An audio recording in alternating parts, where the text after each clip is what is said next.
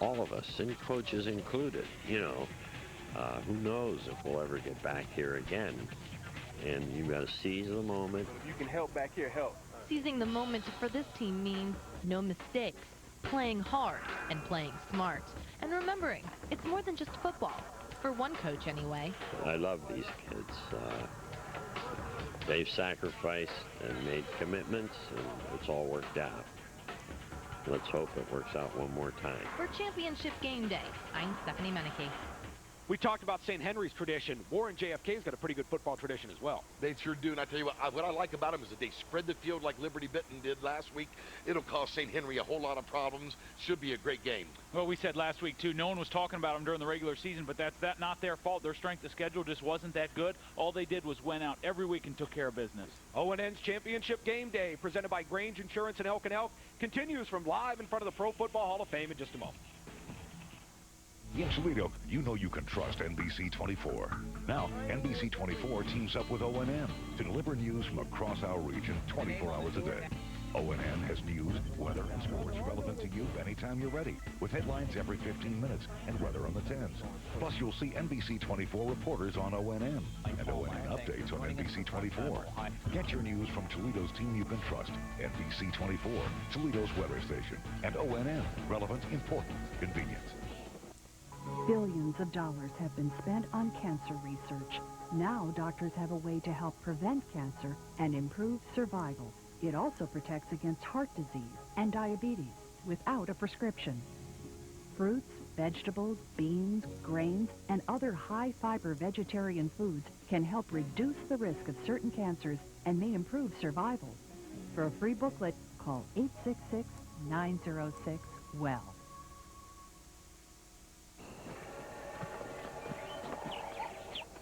Global warming. Some say irreversible consequences are 30 years away.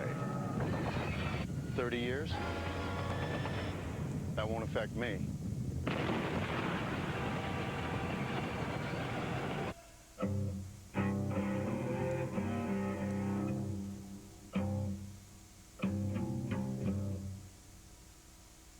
I want to tell you about the history of jazz.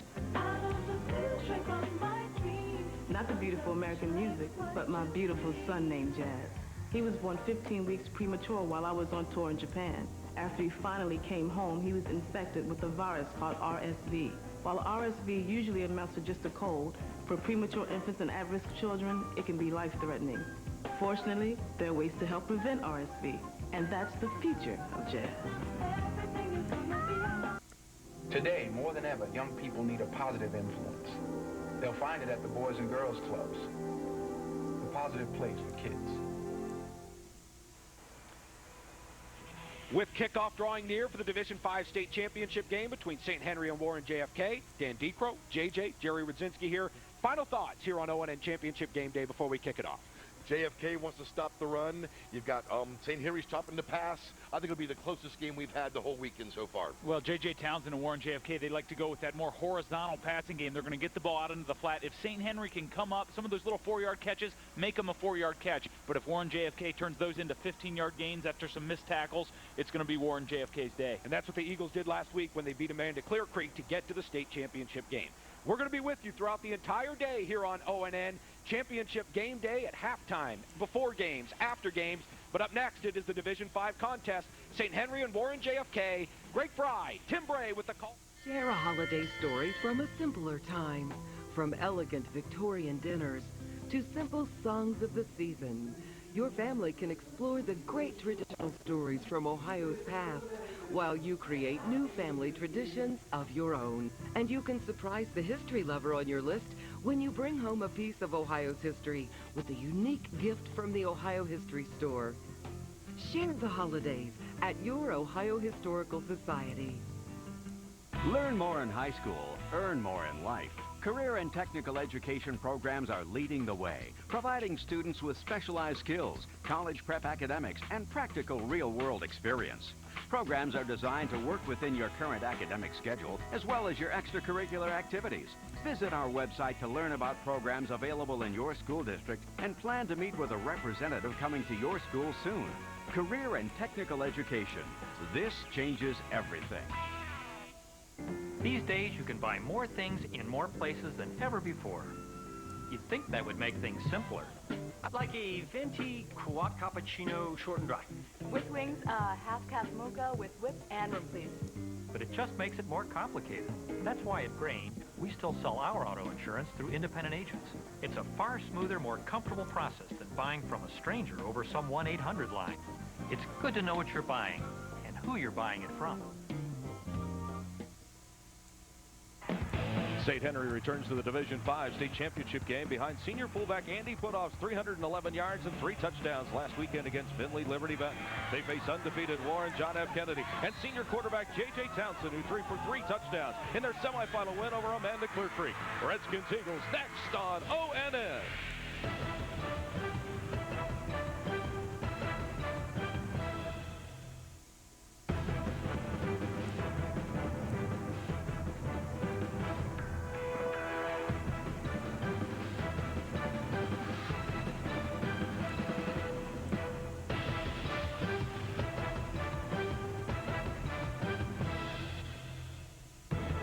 Welcome you into Fawcett Stadium in Canton, Ohio. It's the Division V state championship game this morning between Warren JFK and St. Henry. And a very pleasant good morning to you. Tim Bray with former Ohio State quarterback Greg Fry.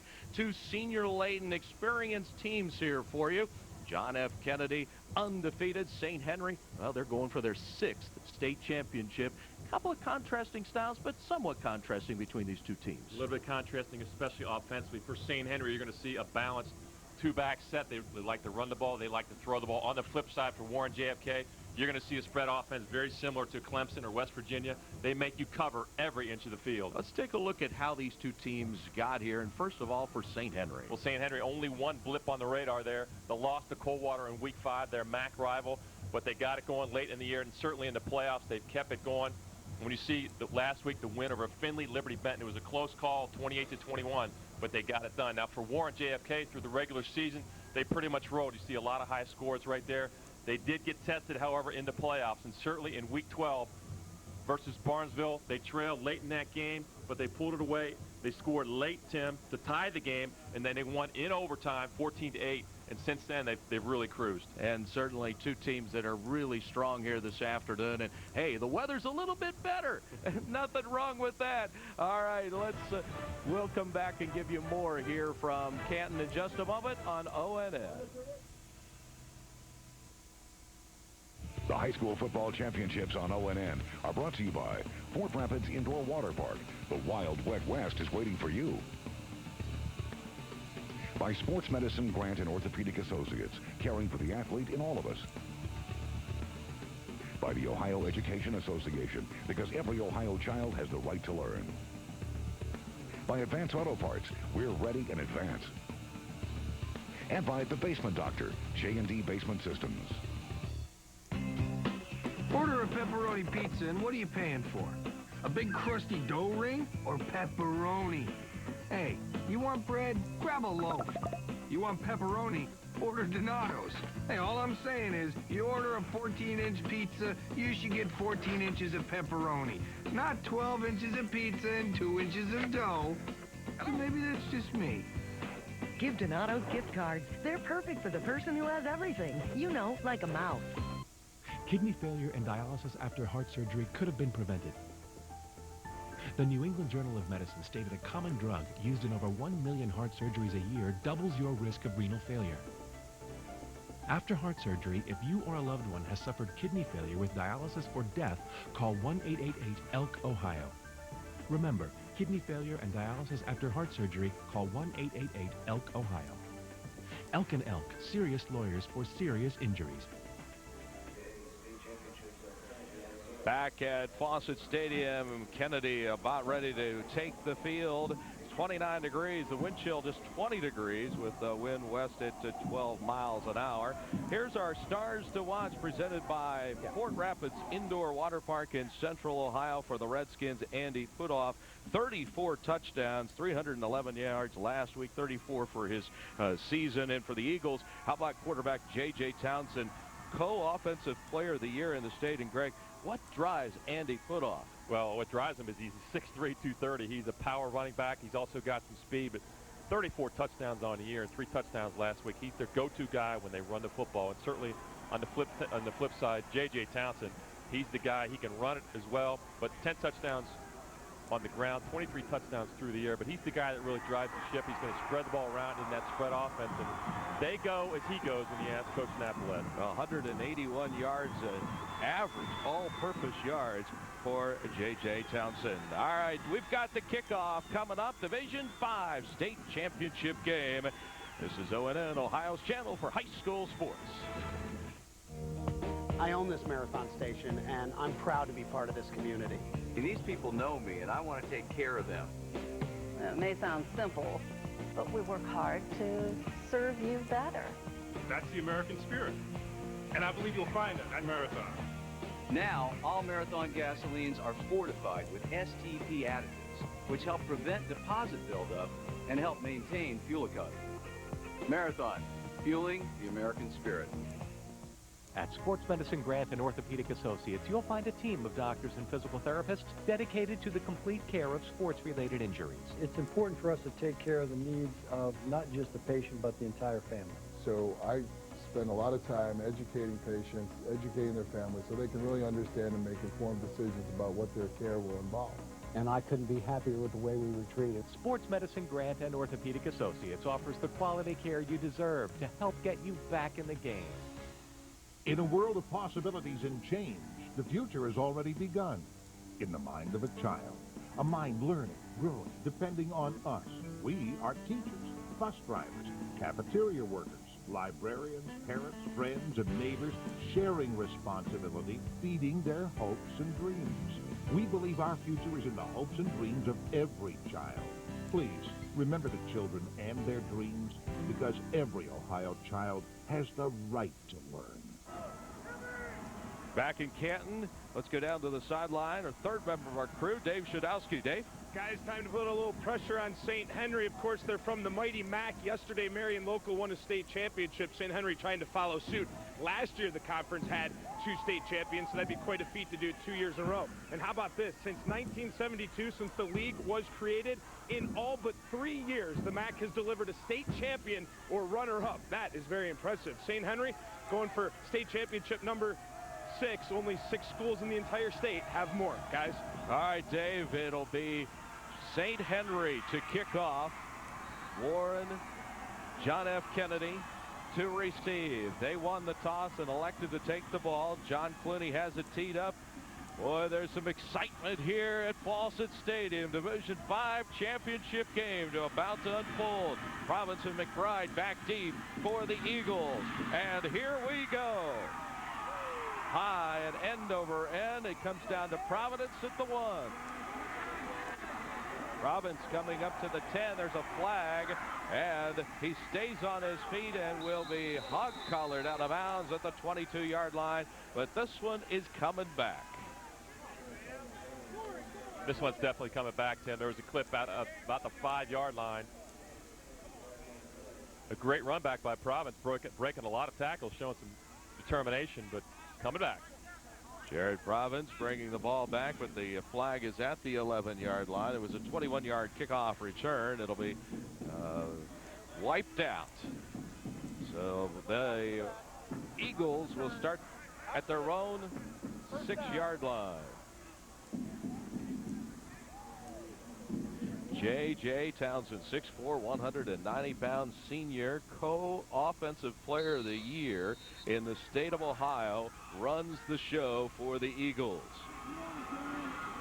His 27th start, and he'll hand off, and it'll be the first man to get the ball is Eric McBride. Here's the Donato's starting lineups. Great pizza no matter how you cut it. And the JFK offensive unit. There's your offensive line, and they are a good one. There's Townsend, the quarterback. McBride and Providence are behind him. Murphy and Hall are the wide receivers. The starting offensive unit for JFK. Kennedy will have it second down and 11. McBride lost a yard. That's back to the 5-yard line. And they love to spread it, and they love to throw it. Boy, that's a risky throw, but they get the ball but they just don't even get to the 10-yard line, as it is a completed pass, but not much more than that. Let's look at the defense. Defensive starters, John Bronvet, by the way, with the catch. Clooney's on the outside leading that defensive line. Reichert's the man in the middle in the linebacking core. Ryan Harkey is hurt. He will not play today as he has a knee injury.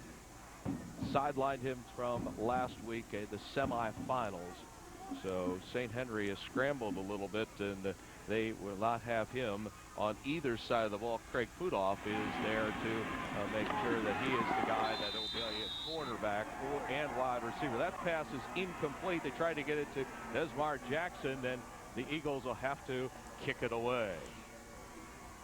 Nice throw here. Actually, Desmar Jackson almost comes up with this, and we should note he did not play last week in the win versus Amanda Clear Creek, but he is going to play this week and almost comes down with that catch. So, kicking from his own end zone will be Anthony Kokel, and he'll get it away. It's a short kick. It's picked up out of there by Toby. Toby at the 30-yard line. He swarmed under at about the 28. So what we saw yesterday here, because of all the high wind, that ball just wasn't hit very well. A very short kick. Just 28 yards on the kick. Here's the offensive unit brought to you by Donato's of St. Henry. Jordan Rammel will be the center on that offensive line. Mitch Niekamp out there at left tackle.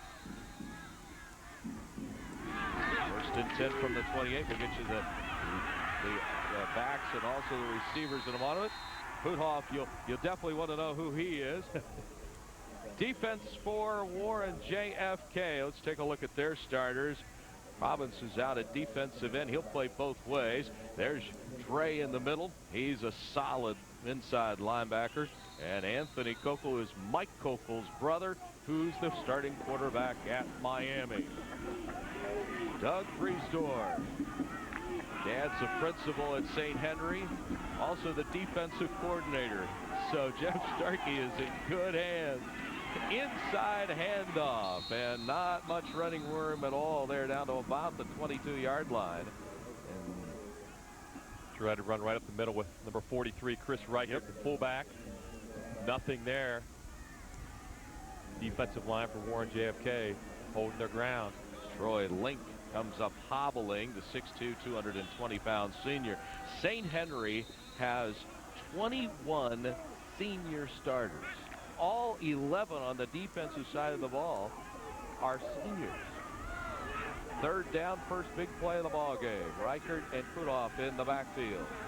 Breesdorn looking at a 5-man line, and the hard count might have earned him a first down. I believe Jared Province from his defensive end position jumped. Did a very nice job by Breesdorn going with the hard count there to pull him offside. Encroachment on the defense. 5 yards. First down. Great way to pick up the first down, your first third down of the day, and you go with the hard count. Move the chains. Province just a little antsy out there at defensive end. So it'll be first and 10 from the 17-yard line. St. Henry working on a short field. It was a short punt. Putoff, nice move to get into the secondary to the 9-yard line. And coming up off the stack is Anthony Kokel, who made the tackle. Anthony Kokel does come up and make the tackle. Just running the ISO play. Nice job on the isolation. Rob Dre blocked out of the way from his linebacker position, and Kokel comes up and makes the tackle. But what I already like about Andy Putoff is he's not that fast, but he's very shifty. He sees the hole well. He does a nice job spinning and getting the extra yards. He's 230 pounds. Second down and 1. Ball on the 9. St. Henry gives it to Putoff. Keeps the legs driving inside the 5-yard line down to about the 2. Kokel again. He had help from Chris Richardson in there.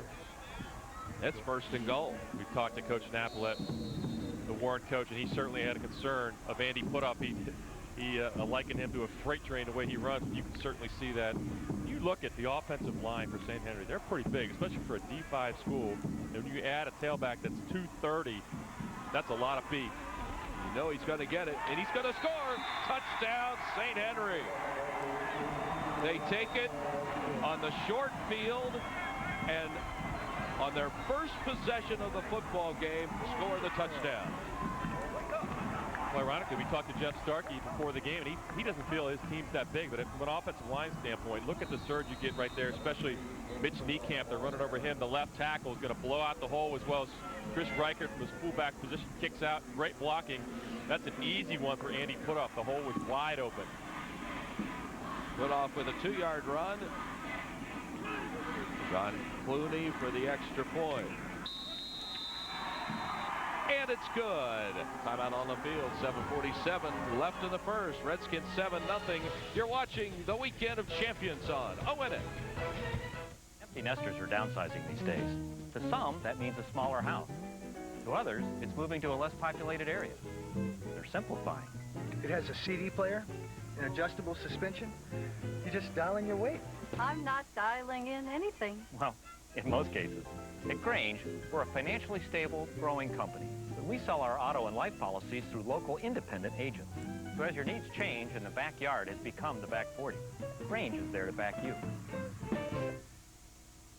Not too long ago, I made a big mistake. I let our teenage daughter have a drinking party at the house. I thought it was the right thing to do. I thought it would be safer if they drank here. And I'm embarrassed to say I thought we might be the cool parents.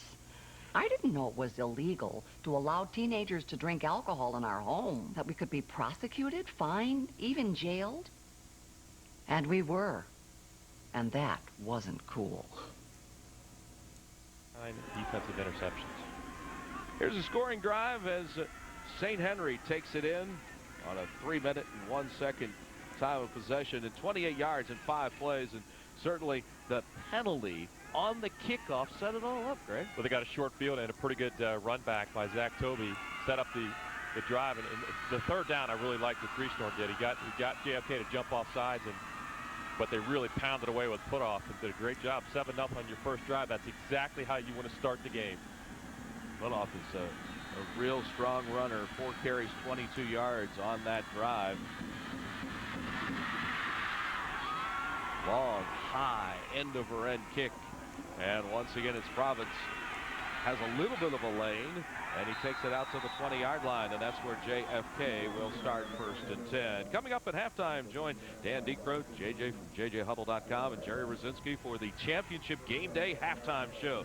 They have all the highlights, insights, and analysis of today's game, live from the Pro Football Hall of Fame. And I can see them over there. They look a little warmer than they were yesterday.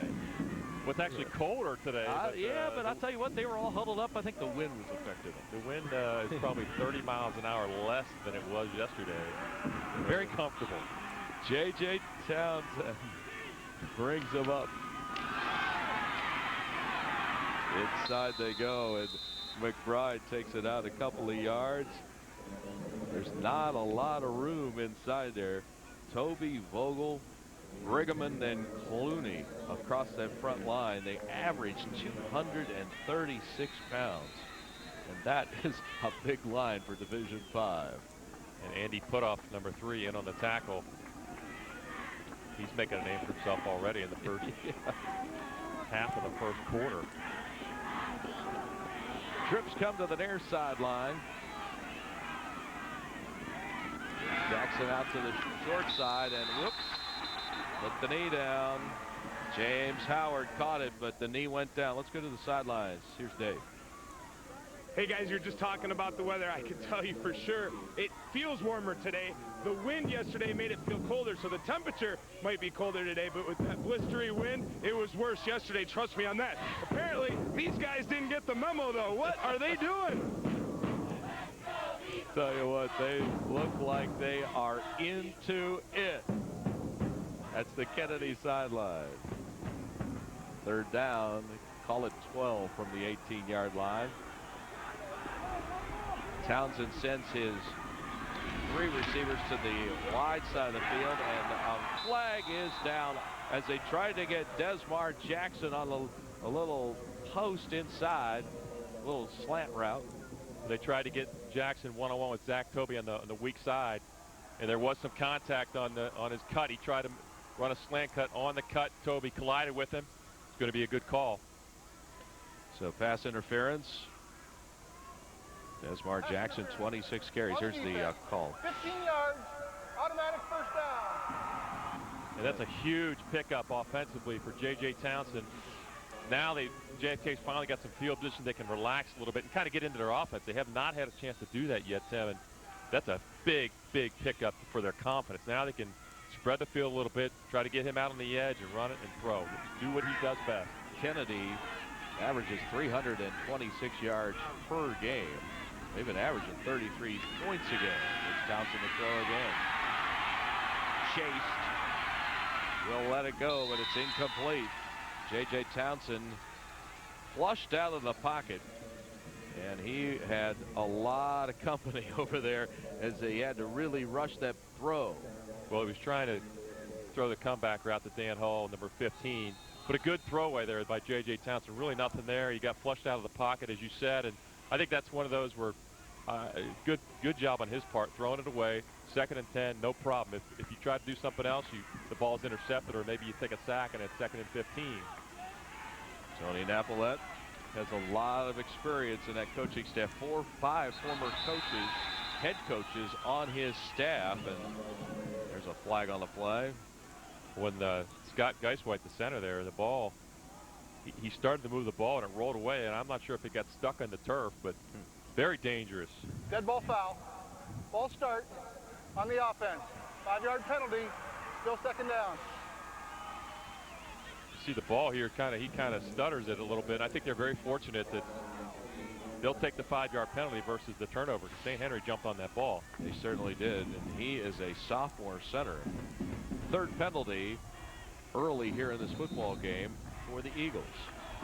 Isn't this an ironic thing? St. Henry playing the Eagles for the 2nd consecutive week. It's Liberty Benton last day. Well, I think it's important to touch on because Liberty Benton runs a similar type offense to what Warren JFK does. And I think from a coaching standpoint, I'm sure Coach Starkey and his staff really like that because they could do similar things defensively and get their kids prepared. Townsend is 2 for 4 for -3 yards here in this. He needs a couple passes down the field to get himself settled down. And, you know, it's a big game, obviously, state championship game. You got to get your quarterback relaxed and in a little bit of a rhythm. He is not there yet. He'll get it again on a shotgun. Sets up and fires. Incomplete. He was trying to set up the middle screen, and Townsend got a lot of pressure. And tell you what, they're putting a lot of heat on right away. And that time it was Ryan Hoover. They got good pressure, and Darren Seifring, number 56, stayed home from his end position. They've seen this route on film. It's a delayed screen to the wide receiver, and Seifring stayed home, knocked it down. Great job. So now on 3rd down and 15, the Eagles they need to get all the way to the 43-yard line. Townsend going to run it. And he will be short of the 1st down. Good open field tackle that time by Chris Reichert, the middle linebacker who had a spy on J.J. Townsend. That's exactly right. J.J. Townsend does a nice job stepping up in the pocket. Really nobody open downfield. Good coverage by the St. Henry secondary. And Reichert spied him, made sure he made the tackle before J.J. could get the 1st down. Good defense. Whirling and Toby back deep. Tony Napolet, 19 years as the JFK coach. Kokel's punt is fair caught at the 38-yard line, or 42-yard line, I'm sorry. Another short kick, just 23 yards. So there may be a little more wind up there than what we had thought. Well, the ball looked like when Kokel went to drop it, the ball turned when he dropped it, and he wasn't able to get the ball on his foot where he would like to. And as you said, a short punt again. Great field position again for St. Henry. Get your news 2 hours earlier with Ohio's only 9 o'clock news. Join Mike Kallmeyer and also meteorologist Eric Elwell for the most complete wrap-up to the day's news and most accurate forecast of the day ahead. Ohio's 9 o'clock news only on ONN. Line of scrimmage was a 42-yard line for St.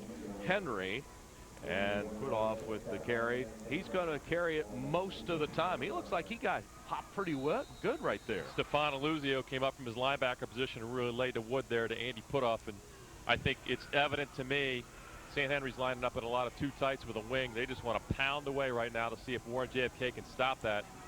The defense for the Eagles right now are going to have to step up, and they're going to have to get some penetration to stop this running game for St. Henry.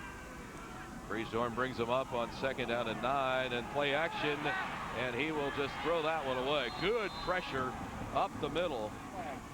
And they had a hand in his face. Tom Mariani, the nose tackle, broke through. Mariani got through as well as Tim McBride, number 26, to get pressure. Mariani's the one that forces that throw early. He did have a receiver open. His tight end from the backside, John Clooney, was running a drag route, appeared to be open, but Griesdorm not able to get his feet set to make a good throw. A pretty good throwaway there to avoid the sack. We've seen good quarterback play on both sides, even though Townsend hasn't completed anything downfield yet, but he's made some good decisions. Griesdorm to throw. Screen again. Putoff's got it. Got blockers. Got the first down. Oh my, the Redskins move the chains. Great call there by Coach Starkey on 3rd and long. They run the screen. The put-off, well set up by the offensive line. Griesdorm does a nice job attracting the defensive line to him, and good job blocking out front right there. 56, Darren Seifring comes out, does a nice kick out. Well executed offensively by St. Henry. You can tell they're 13-1. I mean, that was as good as you draw it up on the blackboard. High formation, and he's trying to sell play action again. Going deep, hanging it out there, and it is intercepted by Jimmy Broadbent, the safety. The 5'7" senior stretched out that 5'7" frame and picked it off. Well, they tried to throw the wheel route to Zach Tobey. They ran a curl by the outside receiver. Zach Tobey runs a wheel route, and the ball's hung up a little bit. Griesdorm threw this one a little bit too far up in the air, too much air under it. Jimmy Broadbent comes up with a great play. You like what you see. He's not very big, but my goodness, he got up in the air to catch that one. So here's Kennedy with the turnover from their own 14-yard line. Trying to bounce outside, and there is simply no room for Jared Province.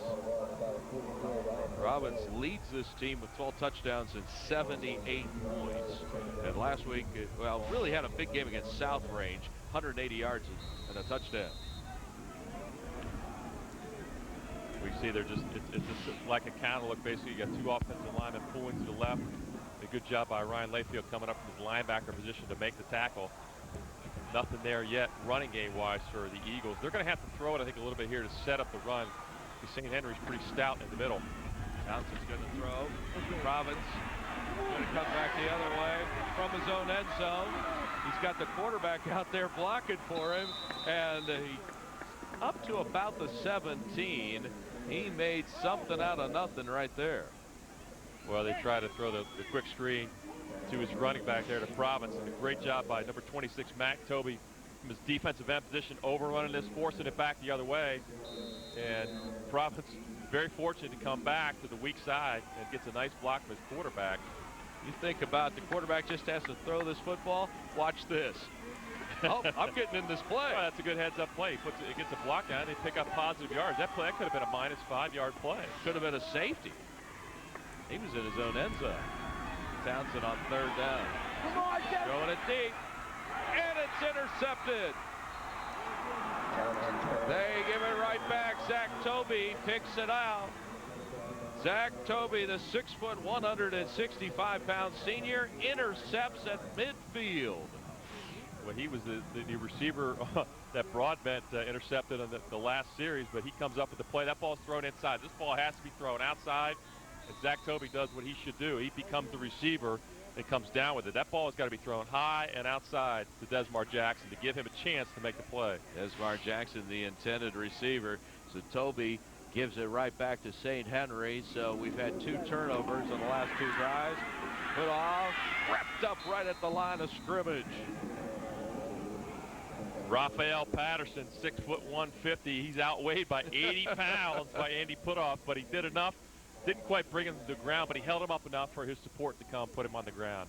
Raphael Patterson is a key member of this Kennedy defense. He's had a fumble return for touchdown. He's had an interception return for a touchdown this season. Big player at that safety position. Winding down this first quarter, it's under 2 minutes. And it's 7-0 Redskins. They're in white. They have the ball. Division 5 state championship game. Inside, first man. That power of Chris Reichert takes it nearly enough for a first down. It'll be about a yard short. They run the trap with the fullback. Reichert, I believe it's the right guard. No, right tackle actually. Comes through, kicks out on the trap. Good job blocking up front. And a big scene for Reichert. This offensive rushing game has been very solid so far. And we got a equipment problem. Looks like it's the fullback. Reichert just can't get it snapped. I think he's all right now. St. Henry now. A really strong running game. 32 rushing yards. Well, they've spent a lot of the first quarter on the field, Tim, as is the JFK defense. So 3rd and 2 from the 41. Again, everybody inside a power formation, and they will get it. The foot off, and he has the first down. Keeps his legs driving, and it has a first down and more as Patterson has to bring him down. Raphael Patterson got him to the turf at the 24-yard line. That's a big first down for St. Henry. Well, he is a beast. Anthony Coco comes up from his safety position, going to lay the hit on him, and whoa. I think that picture tells it all. Andy Putoff runs him over, and Patterson had a hog time to bring it down. Look how strong he is at the line of scrimmage, and the feet just keep on dancing. Winding down this first quarter, and St. Henry once again on the march. Putoff waits for his blockers, got what he could out of that, down to the 21-yard line. Effective defensive surge right there for Kennedy. Well, if anybody thinks that Division 5 or Division 6 is a step down from Division 1 or 2, you can hear the hitting all the way up here. It's a very physical game down there. And what about the size of these two teams? No question. Well, 45 yards in the first quarter. Andy Putoff is leading the way as we have completed one quarter in the Division 5 state championship game. St. Henry 7 and Warren JFK nothing. Back with the second quarter in a moment on ONN, Ohio's channel for high school sports. Hi, I'm Coach Jim Tressel. As a college football coach, I take a lot of pride in my student athletes.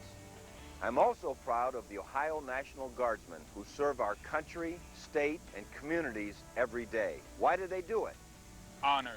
Dedication. Service. Education. Family. Respect. They're your friends, your neighbors, your co-workers, your community. If you want to be a part of this winning team, contact your local National Guard recruiter. If you're looking to ramp up your ride, get ready. Advance Auto Parts has a brand new special order center just for you. Your one-of-a-kind, one-stop shop for everything you could ever want in parts and performance accessories. Everything from lift kits to cool custom accessories is ready for direct-to-your-door delivery or convenient in-store pickup. When you want the most complete selection of parts and accessories, the only place to go is the new Special Order Center in Advance Auto Parts. We're ready in advance. Imagine if the best of the best Ohio high school football stars could all play for one team. It's the All-Ohio team, and it's only on ONN. We pick the best of the best in all divisions. Don't miss the All-Ohio team. Find out who made the cut and why. Be watching just before the Division I championship game Saturday at 6 p.m. on the Weekend of Champions, only on ONN. Welcome back to Fawcett Stadium in Canton, adjacent to the Pro Football Hall of Fame. St. Henry leading 7-0 after one. And Greg Fry, they're just knocking on the door again. They're just outside the red zone. And they're moving the football with the big guy. Andy Putoff is driving inside the 20-yard line to the 17 before he's dropped. And this has been a offensive juggernaut so far, and it's been all on the ground. It has. You know, we should talk about number 15, Ryan Hartke, the 6'4", 195 senior receiver. Coming into this game, had 11 touchdowns. He has a knee injury. He's not going to play today. He's on the sideline. So that's a significant part of this offense that's not there. So again, somebody else has got to step up. When you have a running game with Andy Putoff like that, you can miss a receiver like that. There he is. He's all-state, first-team all-stater at wide receiver and defensive back. Third down. They tried to pound it. Reichert got close to first down yardage. He had to get to about the 13-yard line. They unpile, and it'll be at the 14, so it'll be fourth down. So right now, the guys on the field think, okay, let's go for it, but they're going to measure first. But that's always what happens. The offensive guys say, hey, we can get it. But, you know, from a coaching standpoint, that's what you want to hear from your coaches, especially from your O-line. And you got to trust your kids. If they're telling you, we're pushing the line of scrimmage, we can get this, I think it's a great position to go.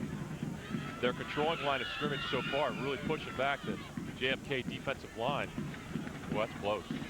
Tell you what, that's about 3 links. Yeah, you got to go here. Coach Stark, I promise you, give it to your fullback. You could probably sneak it at this point in time, or give it to your fullback, and certainly Putoff.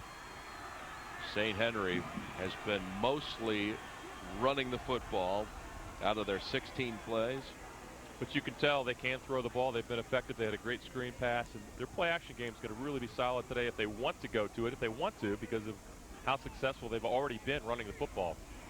It's a team that is the second highest scoring output in the tournament at 36.4 points per game. On the flip side, they've only given up 7.9 points per game. And I'll tell you, play action here would be deadly for JFK. It's dangerous at 4th and 1, but we'll see what he does. Raysorn has Reichert and Putoff behind him, and they're going to sweep it. Putoff's got the first down, and he has a whole bunch more. Inside the 10, the secondary has to bring him down at the 7-yard line. They will mark it now at the 6, but it was Broadbent, Patterson, Kokel, Richardson, all those guys, because he got outside and cut it up. Well, the formation, it was 2 receivers to the field, but they ran on bounds. They had their tight end also to the field, and you know, it was to their strength, and that's where they ran the football. First and goal from the 6-yard line. 5 first downs. JFK did not adjust that formation. Good call by Coach Starkey. Putoff has 4 of the 5 first downs, and he's got it again, and it's just power to the near the goal line. It'll be just short. Well, if it works on 4th down, you pick up some positive yards, do it again. Rob Dre, the linebacker on that side with 119 tackles, makes the stop. He's 200 pounds and a senior, and he also calls, as you see right there, the signals in the defensive huddle for Kennedy. As big as the offensive line is for St. Henry, they can also run. We've seen that a couple times in the toss sweep. They got their guards out there running in front of Putoff. Putoff will walk in. Touchdown, St. Henry. The Redskins on the board for the 2nd time in the ball game. That's power football right there. Anytime you have the combination of a great defense, a strong offensive line, and a running back like Andy Putoff at 6'3", 230, that's a lethal combination. They're going to get you far in the state playoffs. That's why they're here. John Clooney, who kicked it back in 2004 as a sophomore when St. Henry was here, is back in there again. And he drives it through. Line drive kick, and it's point number 14. 9:52 to play here in the first half. Redskins 14 and the Eagles nothing. Andy Putoff has been in the end zone twice here in the ball game. One from 2 yards, one from 1 yard, and it is 14-0 St. Henry. Let's go down to the sidelines. Here's Dave. Guys, fun story for you. Head coach Jeff Starkey of St. Henry wasn't too pleased to see me this morning. The last 2 years on our sports site program on Friday nights on ONN, I've gone to cover St. Henry in our marathon marquee matchup. Both times St. Henry has lost. He saw me this morning. He goes, "I'm tired of seeing you." Of course, he was joking, I hope. Anyway, I think he's all right now, 14-0. And you know, if you're going to make it to the state championship game, you're going to be on O&N. And Dave's going to be there, too. That's right. Chances are. 5 state football titles for St. Henry, and that man right there, Jeff Starkey's won one of them in his 5 years. 37-12 is his record. And when we talked to Coach Starker earlier in the week on the conference call, he talked about to his players, guys, this is a business trip. We're not going up there to sightsee. We're going up to Canton. We want to take care of business. You can tell there's an expectation to win this thing. It's not just like they're happy being here. They expect to win. Marion Local got one, and they shut out Marion Local during the regular season. One bounce. Ball comes to Province. He's at the 20. Tries to use his speed to get outside.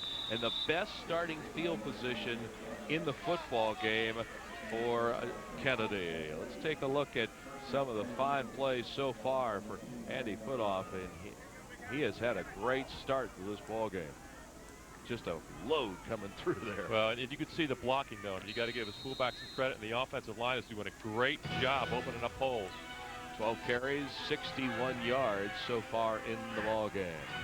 So JFK trying to get something going offensively against this stout St. Henry team. And they weren't fooled at all on that play. Nothing there. Brueggemann brings down the ball carrier McBride, and they lost a couple of yards.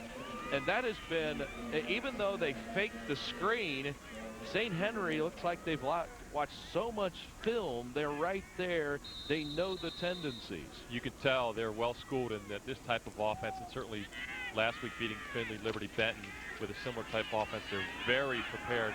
You know, when you can't throw the screen first, the fake quick screen trap is not going to work. Townsend will throw it out far sideline. Immediately brought down is the receiver, and that was James Broadbent. Broadbent's got an interception on the other side of the ball and does a nice job catching this ball in the flat, but number 10, Zach Tobey's got to come up in his corner position and do his job. Not only does he make the tackle, but he drives through Broadbent. Good execution by Zach Tobey. Gain of 5, 3rd down and 5 from the 34. Townsend has completed just 2 passes. And there's the play action again, and he gets away from one. He'll throw it away. I'll tell you what, the pressure is just unbelievable by St. Henry in this football game. And that was A.J. Kremer. A.J. Kremer does a great job here. Forcing Townsend to the outside. Not only that, but just about bringing him down. And Townsend, all he can do is throw it away. Matt Tobey comes in and cleans him up, puts a pretty good lick on him. Second consecutive 3 and out. Here's Kokel to kick it. This is a little better kick, but it's a line drive. And good return by Josh Whirling coming back to midfield. We'll step aside with 8:15 to play here. First half of play. Redskins up 14-0. Got one of those tough to shop for people on your list? Give them a Donato's gift card. They're perfect for the guy who has everything. You know, like a mouth. Yes. Yes.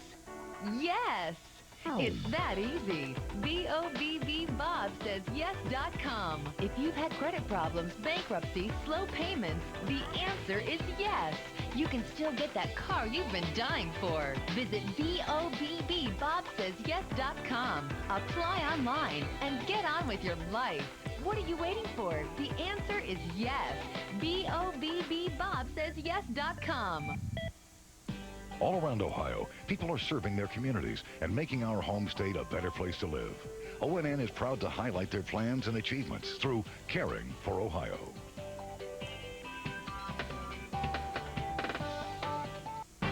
You're watching ONN, the Ohio News Network. Ohio's high school sports are second to none. Now ONN showcases them each week with Varsity Ohio. It's the state's only weekly show that focuses on all varsity sports, large and small. Join the ONN sports team Wednesdays as they explore and feature the state's best athletes. Varsity Ohio, only on ONN, Ohio's channel for high school sports. St. Henry will operate from midfield, 1st and 10, leading 14-0. So far, 7 first down plays, 7 runs by Andy Putoff. Restart play action. Got him open. Got him open. And it's intercepted. Wow, what an interception by Anthony Kokel. He took that ball away. My goodness, what a great play. Zach Tobey, the intended receiver, and Kokel gets his body in position, turns around, and steals one. You know, that play was made by number 50 defensive tackle Tom Mariani. He got pressure on Greastorn, and Greastorn couldn't get his feet set.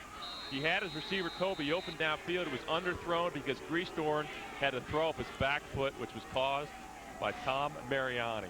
5th interception of the year for Kokel. He's run one back for a touchdown as well. So now John F. Kennedy will try to operate from their own end again, but they've got the ball back, and J.J. Townsend takes it out of bounds, runs out of bounds, and just a couple of yards out to about the 20. Critical here for J.J. Townsend to get in a little bit of a rhythm, get a couple first downs, get back in their offense. They've not been able to really do anything effectively all day today. And they just want to hang around at this point, Tim, before halftime, because St. Henry is controlling the line of scrimmage, and we've seen a huge dose of Andy Putoff, and they got to keep, the Eagles have to keep the St. Henry offense on the sideline to get back in this game. 15 total yards so far. And here's Townsend looking to throw. His receivers, it is covered, but he does get it out on a short gain. Not much there at all. Dan Hall hauls it in about the 17-yard line. There you see the 190-pound senior, but Josh Whirling does a great job coming up making the hit there. They're saying incomplete. Yep, he had it. A big hit. Yeah, ball came out. Yeah, lost it coming down, and Josh Whirling was right there to make the hit, and yep, from that angle you can tell. And Josh Whirling, another one of the players we talked about that played on the 2004 team as a sophomore. 5'11", 170 senior. Pretty good lick there. The thing I'm impressed with is just how much closing speed the secondary has. Townsend double pump. Now he's going to run. He's got some room. And a blocker. Yep. Uses that blocker and slips. Mad at himself, but he did get a first down. And that's what he has to do. Right now, nobody's open downfield, and the guy that really is uncovered by the defense is the quarterback, and J.J. Townsend. He gets a blocker upfield. He points it out. Good recognition, good poise. He knows where the first down is, and actually he trips over his own blocker. Alvin Howard. Yeah. He tripped over Alvin Howard's ankles right here. Otherwise, he's got 15 plus more yards. Well, they mark it at the 29-yard line. It's the second first down of the first half for Kennedy. They were ranked number 5 in the AP poll coming in. And here's the quarterback draw, and just, well, he can get back to the line of scrimmage. He'll lose one. John Clooney's the one that blew that one up. They, quarterback draw, or with the guard pulling from the left side for the Eagles. I believe it was James Morgan was the guard that was pulling from the left side. Yep. And Clooney blows it up. He comes right to the inside. Nice play. Clooney has a lot of quickness from that defensive end position. And that's a great job of coaching there, preparing your young man to be able to anticipate that play and know what to do from a technique standpoint. Kennedy has had very little success on first down. On 7 first down plays, just 1 yard, and now they're on the wrong page on the, and that just, sometimes it just doesn't look good at all when the receiver's running one route and the quarterback thinks the other. Where they try to throw the little bit of quick arrow route to his back, Eric McBride, and he's saying, well, what are you doing? And, I looked at the stats. They don't throw to their backs very much. They throw to their receivers quite a bit. McBride and Province don't catch the football, and that's a, now here we are trying to throw to McBride late in the year when they really don't throw at him that much.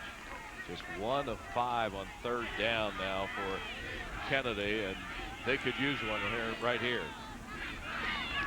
From the shotgun. And it is incomplete. Barely got that off to Pat Murphy, and Townsend got drilled. And I think that was Reichert coming right up the middle. Well, that was Matt Tobey who got a lick on him. Yeah, pretty good throw by Townsend, even though he takes the hit. Almost got away with that one there. Oh. Pat Murphy had his hands on it. Yeah, and Reichert was there too. Tobey was there. And my goodness, here's Kokel's punt. And it's a good one under extreme pressure.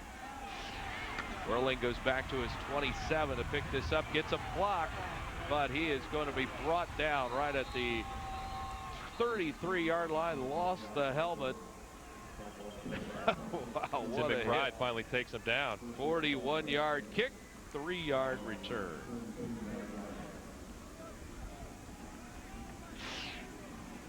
Good job return-wise all day long by St. Henry. They fielded every punt. That helps so much from a field position standpoint. Even if you only return it 5 or 10 yards, you save the ball from rolling the other way. So here is St. Henry with Reichert first man through. Power football, just a straight eye. It's what they do best. And well, they want to mix it up a little bit. You know, Putoff has seen the ball quite a bit already in this game, and you got to give some love to your fullback. Chris Reichert's doing a great job blocking. You got to give him the football. Second down, call it 9 from the 34. Putoff will take it this time, following his blockers, and what a surge across the 40 to the 42-yard line. And I'm surprised JFK is not adjusting to that formation. St. Henry's running their tight end and a 2-receiver set to the same side, and JFK is overloaded to the opposite side. So basically, you're going to see this toss sweep over and over and over until JFK adjusts defensively. We've seen this 3 times already for big gains for Putoff. Jeff Starkey, I can't believe he's run more than 6 plays in this football game. Here's the same formation to the field. Yep.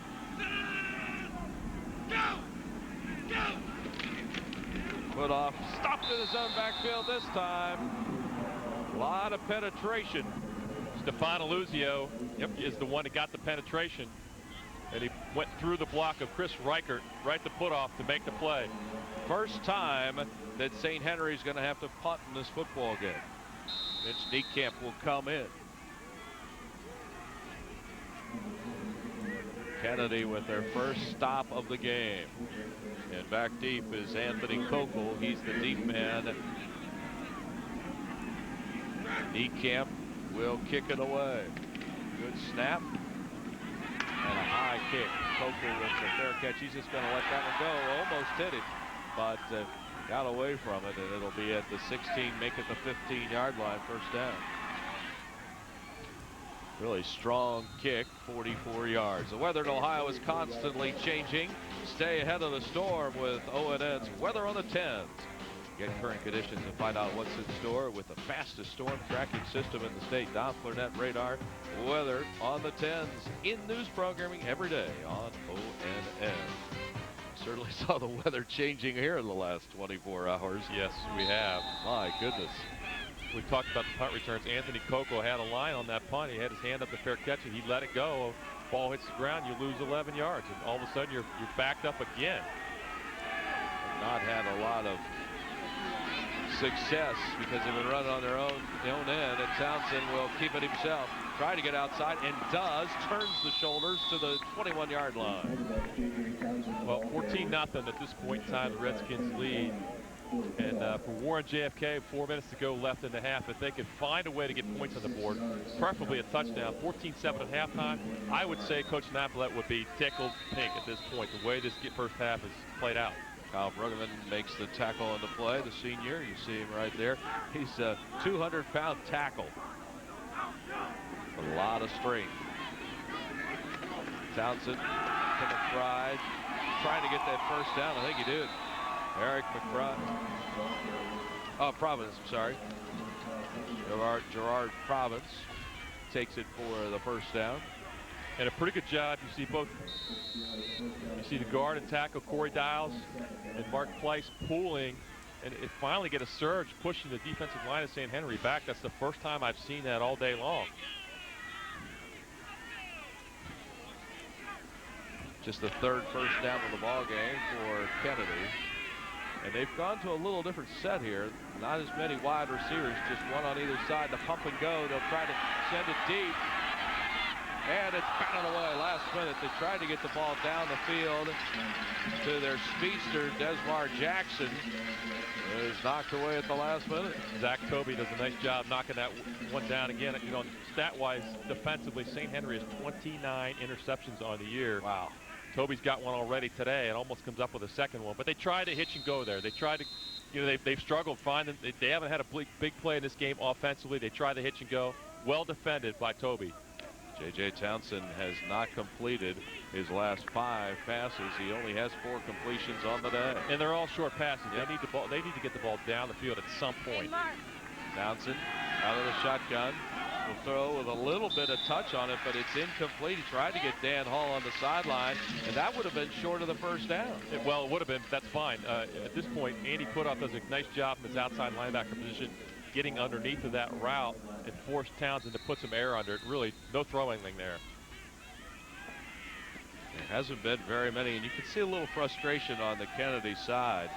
There's been very little room to do anything, frankly. Well, they've been in 3rd and long a lot. They're here again, 3rd and 10. It's not, as a quarterback, that's not where you want to be. You feel like you have a gun to your head all day long. 9th, 3rd and long. Townsend just throws it up there, incomplete into double coverage out at midfield, and they'll turn it over. See, it was Corey Putoff came in, knocked that one down. Pretty good coverage. Very fortunate not to have this ball intercepted. Broadbent was the intended receiver, and you're right. Gast had his hands on it. I mean, he threw it into a lot of white shirts. And he was pressured again. He had to get rid of that ball before he wanted to. 5th punt of the day. Kokel getting a workout. And that ball is going to take a big-time bounce inside the 30-yard line down to the 27. And that's where St. Henry will put it in play.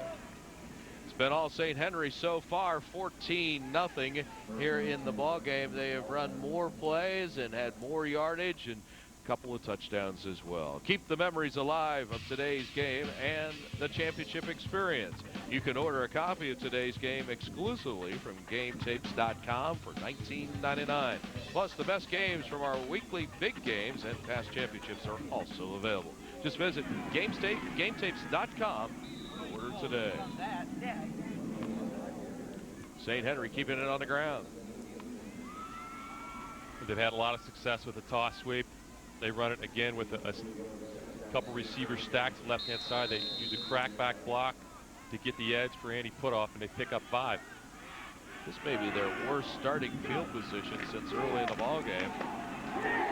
Sprint draw, and that didn't work. Good job by Kennedy to cover it. 64, James Bludorn knifes through to make the tackle on the draw play. And St. Henry was looking to go a little bit of up-tempo right there. You can tell they're getting the line of scrimmage a little bit quicker. Now we'll see if they do that on 3rd down. With 3rd and long now, I think they're going to be a little more patient and take their time. And I think if you're Tony Napolet, you've got to think about probably not using a timeout here, but you want the opportunity to have one more chance to score before the half. That'd be a huge momentum boost for his team. They've struggled the whole half. And he put off with 16 carries for 71 yards here in this first half. Shotgun, Greasdorf. Still looking. And it's out of bounds. Caught, but out of bounds across the way. What a huge hit by Jimmy Broadbent. Toby really got rocked. He took a shot. Zach Toby got really rocked. You can see Adam open late. His feet were already out of bounds, but what a hit. And Jimmy Broadbent is 5'7", 145. Second straight 3 and out for St. Henry. So Kennedy's starting to bring their defense up to another level. Minute 37 to play here in this first half. Ekamp with a line drive kick and a hit on St. Henry player. Hit Putoff. Yeah, hit Putoff right in the back. That thing wasn't more than about 8 feet off the ground. 24-yard kick. Obviously no return. So Kennedy, with their best field position here this first half, they will start from their own 45-yard line with 1:27 left. And this spread offense and the way it strikes, they got a shot at, and Coach Napple had even told us before the game, he liked the way the spread could score in a hurry. Well, you've got 3 timeouts in your hip pocket, so you've got plenty of time here with 1:27. But again, they've struggled throwing the ball vertically at all. They need to do that. Townsend looking still, and now will throw short, and it's caught. James Howard. Wow. James Howard comes up with that catch, and they'll go with the quick to the line, no huddle offense. James Howard and Desmar Jackson are 2 guys that need to get the football. Good job by Townsend keeping his feet alive, stretching the play. Nice throw to James Howard. Move the chain. Townsend going short side this time, and catching it, running out of bounds is Pat Murphy, the 5'9" junior. So he got what he needed, got what he could, down to the 40. Jackson, Howard, Pat Murphy, and Dan Hull, those are the guys that have really been the keys, the receivers in this offense. They need some touches. They haven't seen the ball a whole lot today. Sometimes a no huddle will work just to get you on schedule and get the rhythm going. That's right. They huddled up that time. Very critical drive for this offense today. Townsend will run it. He can run it. He can play offense, but boy, he can play defense too. He just drilled J.J. Townsend. They're going to use a timeout. A wise timeout there. 56 seconds. Look at this hit. Your quarterback takes a shot here. Call the timeout. That's a great job by Putoff. JJ, listen, buddy. You get down or put a move on. Do not try to run him over. He's 230 pounds. And he is quick. Ouch. Oh, he swallowed him. I felt it. Oh, I felt it all the way down through my bones. Oh, goodness. 14-0 at with 56 seconds left. And, yes, he can play both sides of the ball. First team All-Stater. Well, I think at the college level, he's probably more suited from the defensive side because of the lack of speed from the tailback. But, boy, he runs the ball very efficiently. But he's a stud on defense, evidenced by that play. I think Dan Decro and the guys will be showing that play coming up on the championship halftime show. Yep. I'm sure in this timeout, Coach Napolette is talking to his quarterback, getting him settled down after that hit. But J.J. Townsend has a little bit of rhythm on this drive. He's got to continue that. They need points. Even a field goal at this point is a whole lot better than 14-0. Championship game day coming up in about 56 seconds or so. 38-yard line, the line of scrimmage. And 2-down territory here. Tell your quarterback you don't have to get it all here, because we're going to go for it on 4th down. Townsend looking to throw, and he's flushed out. Now he's going to try for the first down. Ball loose. Lost the ball, and it is going to be St. Henry football unless they call it down. And they're not. They're talking about it. I think it's a fumble, but it was close to his knee being down.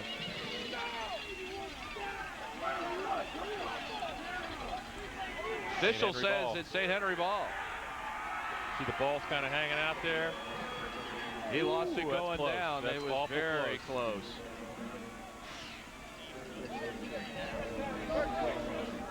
But what I don't like is he was running. The ball's hanging out loose. He did not have it protected.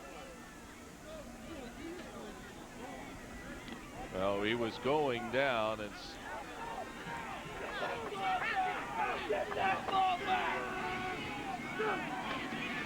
St. Henry will just now run out the clock here in this half. And a big play that time by the Kennedy with a big tackle. Well, JFK's forced St. Henry to punt the last 2 series. They've stepped it up defensively. See the replay. Looks like the ball starts to come out before his knee hits the ground. It's a good call. Andy Putoff is the one that made the hit to cause the fumble. And A.J. Kremer comes up and recovers that ball. And so now it'll be 2nd down and 13 with just 15 seconds left here in this first half. St. Henry coming up with some strong defense, and a powerful running game, and they will just take a knee and go into the locker room with a 14-0 halftime lead. The Redskins putting on a offensive show, especially on the ground. 2 touchdowns by Andy Putoff here in this first half, and that is the difference of the football game. 14-0 at the halftime break. St. Henry looking for their 6th state championship.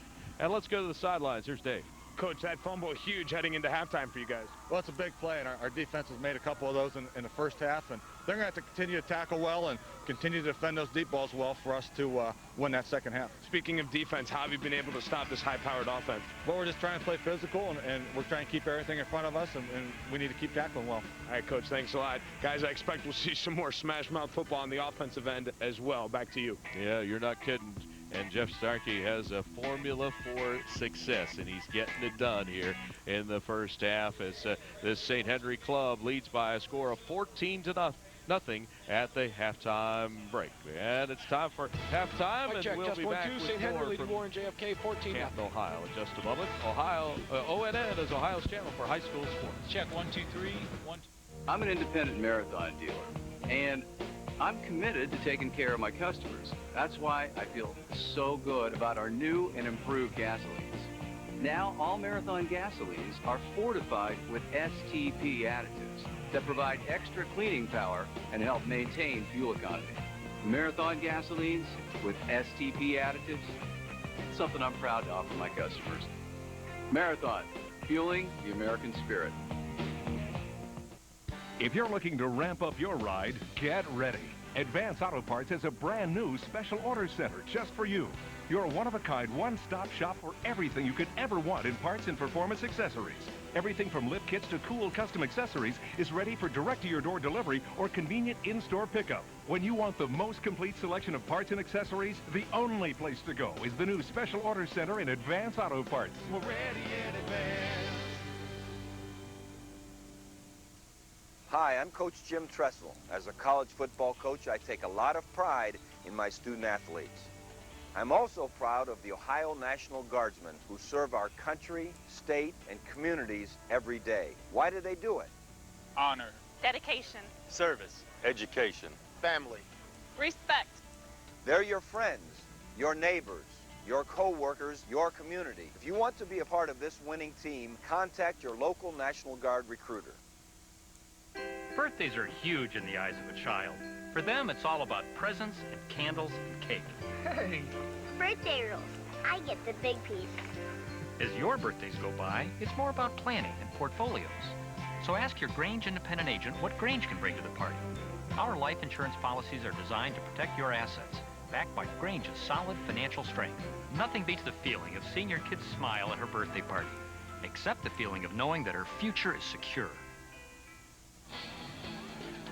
The Ohio High School Athletic Association is about sports. That's obvious. But it's more than just a competition. What we're really about is learning. Young men and young women stretching themselves in pursuit of the ideals that will guide them for a lifetime. It is an important mission, and we share it with schools, families, and communities. As Commissioner of the Ohio High School Athletic Association, I look forward to working with you to help our young people build their futures. We are back at Fawcett Stadium, St. Henry 14, Warren JFK 0 at halftime. I am now joined by Assistant Commissioner for the OHSAA, John Dickerson. And John, of course, the fall football stands out. I mean, it's a great time. Sometimes we forget about some of the other sports. Just kind of wrap up the fall season for us. Yeah, as always, we've had a big fall season with boys and girls golf and cross country and soccer, and of course we have field hockey for the women along with volleyball, and now we wrap up our 6th division championships in football, so it's a busy time for us in the fall. Now we head into the wintertime. Of course, ONN, the place to watch the state basketball tournament, both boys and girls, live. Let's talk about the winter now. How's the upcoming basketball season looking? Yeah, I should say this. We appreciate what ONN does, but of course we got the boys and girls basketball. Girls opened last week and boys opened last night. And in addition to gymnastics and swimming and wrestling, the winter gets busy right away here as we wrap up the football this year. We appreciate you too. We're a good team.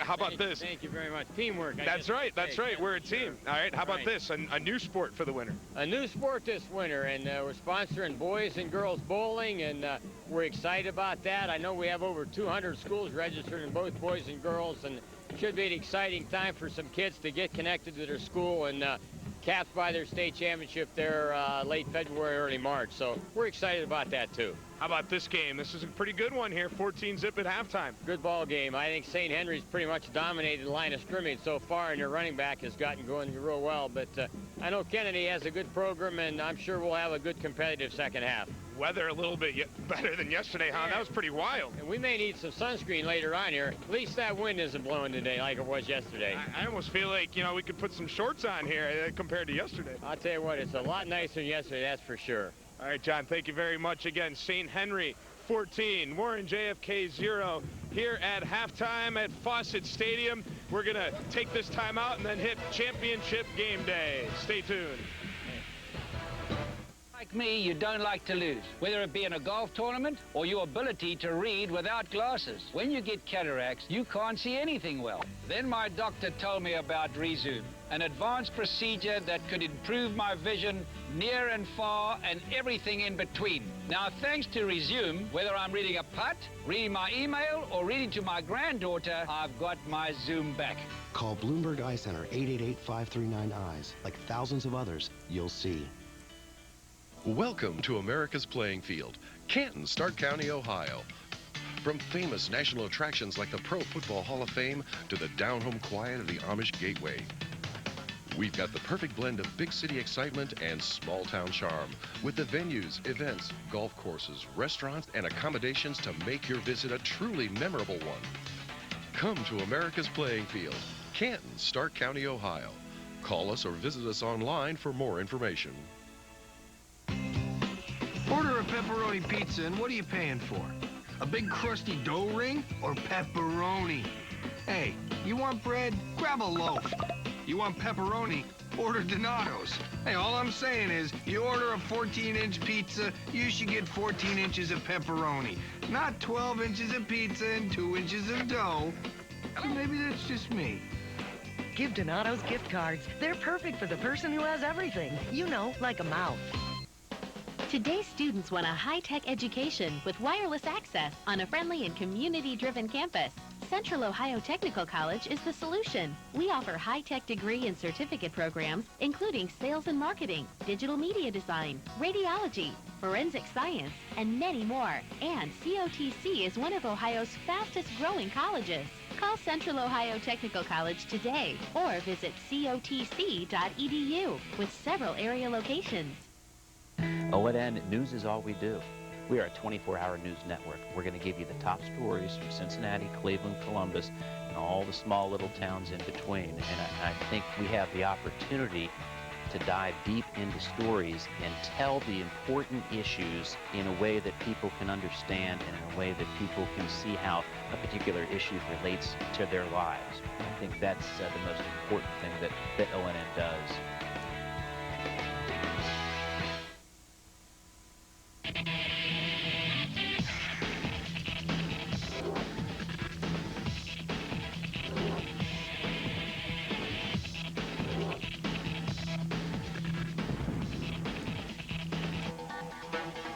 Will the Mighty Mac go 2 for 2 in Canton? St. Henry leading Warren JFK 14-0 at halftime of the Division 5 state finals.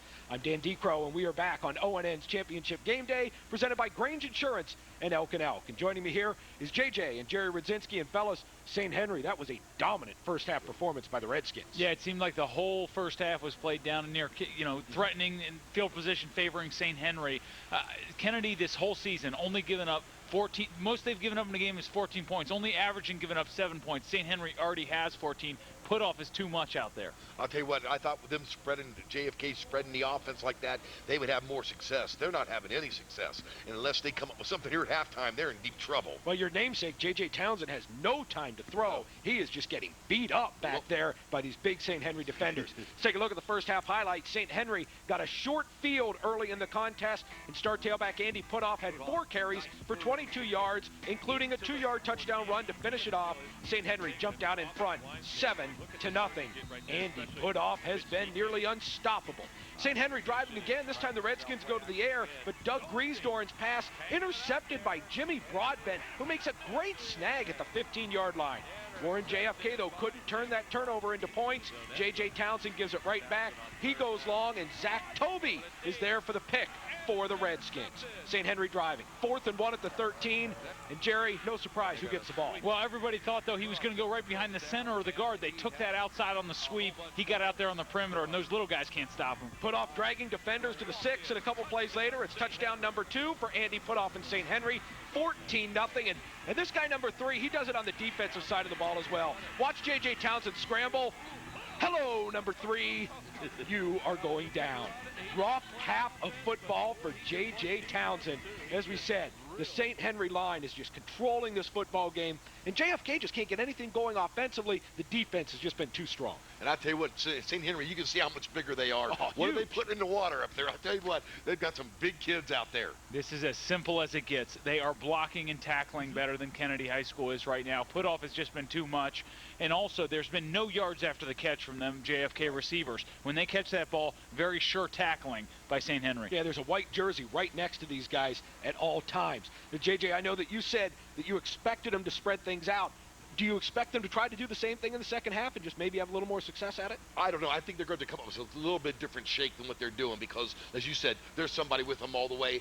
Same thing Liberty Benton did, but Liberty Benton did it a little bit better last week. Well, St. Henry jumped out to a big lead over Liberty Benton last week and let Liberty Benton get back into the game and tie the contest at 21. So we're not saying that St. Henry is completely invulnerable, but the way the defense is playing right now, it's going to be tough for Warren Kennedy to make a comeback. That St. Henry defense, their defensive ends and outside linebackers getting upfield, holding contain on J.J. Townsend. He loves to get out there in the flat and have the ability to run or pass the ball, but with the way they're containing him, they're just going to be bottling him up. It was supposed to be Kennedy putting all the pressure on St. Henry's quarterback. Well, in reality, it's the reverse right now. Well, this is the first of our 3 games today here on ONN's Weekend of Champions. After the Warren JFK game taking on St. Henry, it'll be the Division III contest for Massillon, Kettering, Alter, and Steubenville, and it all wraps up with Division I, Hilliard, Davidson, and Mentor.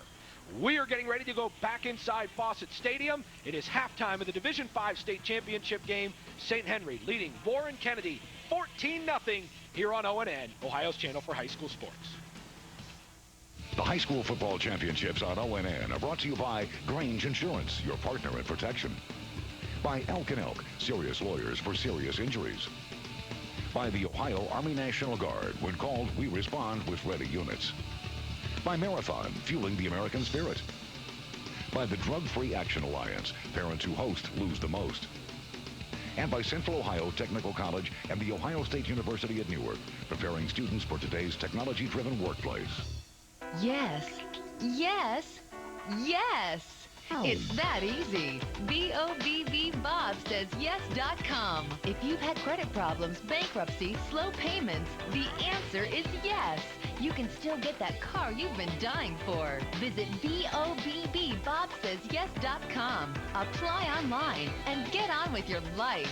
What are you waiting for? The answer is yes. B-O-B-B Bob says yes.com. Hi, I'm Howie Long. Being elected to the Pro Football Hall of Fame was a dream come true. To go there now and see my bronze bust among the game's all-time greats, well, it's a thrill beyond description. The Hall of Fame in Canton, Ohio, it's simply unbelievable. Dynamic exhibits and state-of-the-art technology bring the full force of pro football right into the lap of every visitor. So take it from me. Make it a point to visit the Pro Football Hall of Fame soon. Kidney failure and dialysis after heart surgery could have been prevented. The New England Journal of Medicine stated a common drug used in over 1 million heart surgeries a year doubles your risk of renal failure. After heart surgery, if you or a loved one has suffered kidney failure with dialysis or death, call 1-888-ELK-OHIO. Remember, kidney failure and dialysis after heart surgery, call 1-888-ELK-OHIO. Elk & Elk, serious lawyers for serious injuries. These days, you can buy more things in more places than ever before. You'd think that would make things simpler. I'd like a venti quad cappuccino short and dry. With wings, half-cask mocha with whip and rum, please. but it just makes it more complicated. That's why at Grange, we still sell our auto insurance through independent agents. It's a far smoother, more comfortable process than buying from a stranger over some 1-800 line. It's good to know what you're buying and who you're buying it from.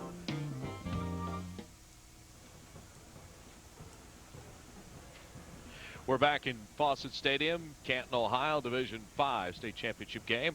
St. Henry 14-0 over Warren JFK. Let's take a look at some key plays here, and really it's all about Andy Footoff in this ball game. Greg Fry. Well, he's had a great first half. But give credit to the offensive line. Again, his fullback, 43 Chris Reichert, for opening up some great holes. He just walked into the end zone on that play. And this is a 4th down play coming up, and just a toss sweep. We see the guards pulling, Darren Seifring and David Berkey pulling and opening up the holes. They ran that toss sweep quite a bit and were very successful. JFK finally made an adjustment late in the half, but both the touchdown runs really were big gaping holes. Tackle to tackle too, right up the middle. 17 carries, 68 yards, and we look at our halftime stats presented by Bloomberg Eye Care Center, the #1 choice for LASIK in Central Ohio. 89 yards of total offense for St. Henry, 67 for JFK, but most of that was from Footoff, who had 68 of the 89, but short fields too. The two numbers that stand out, the 79 rushing yards is very important because it led to 2 touchdowns by Footoff, but really the one that jumps off the page is 21 passing yards for JFK, and that spread offense. They've been unable to get the ball downfield, throwing the ball. Their only success has been running with the feet of J.J. Townsend in the quarterback position.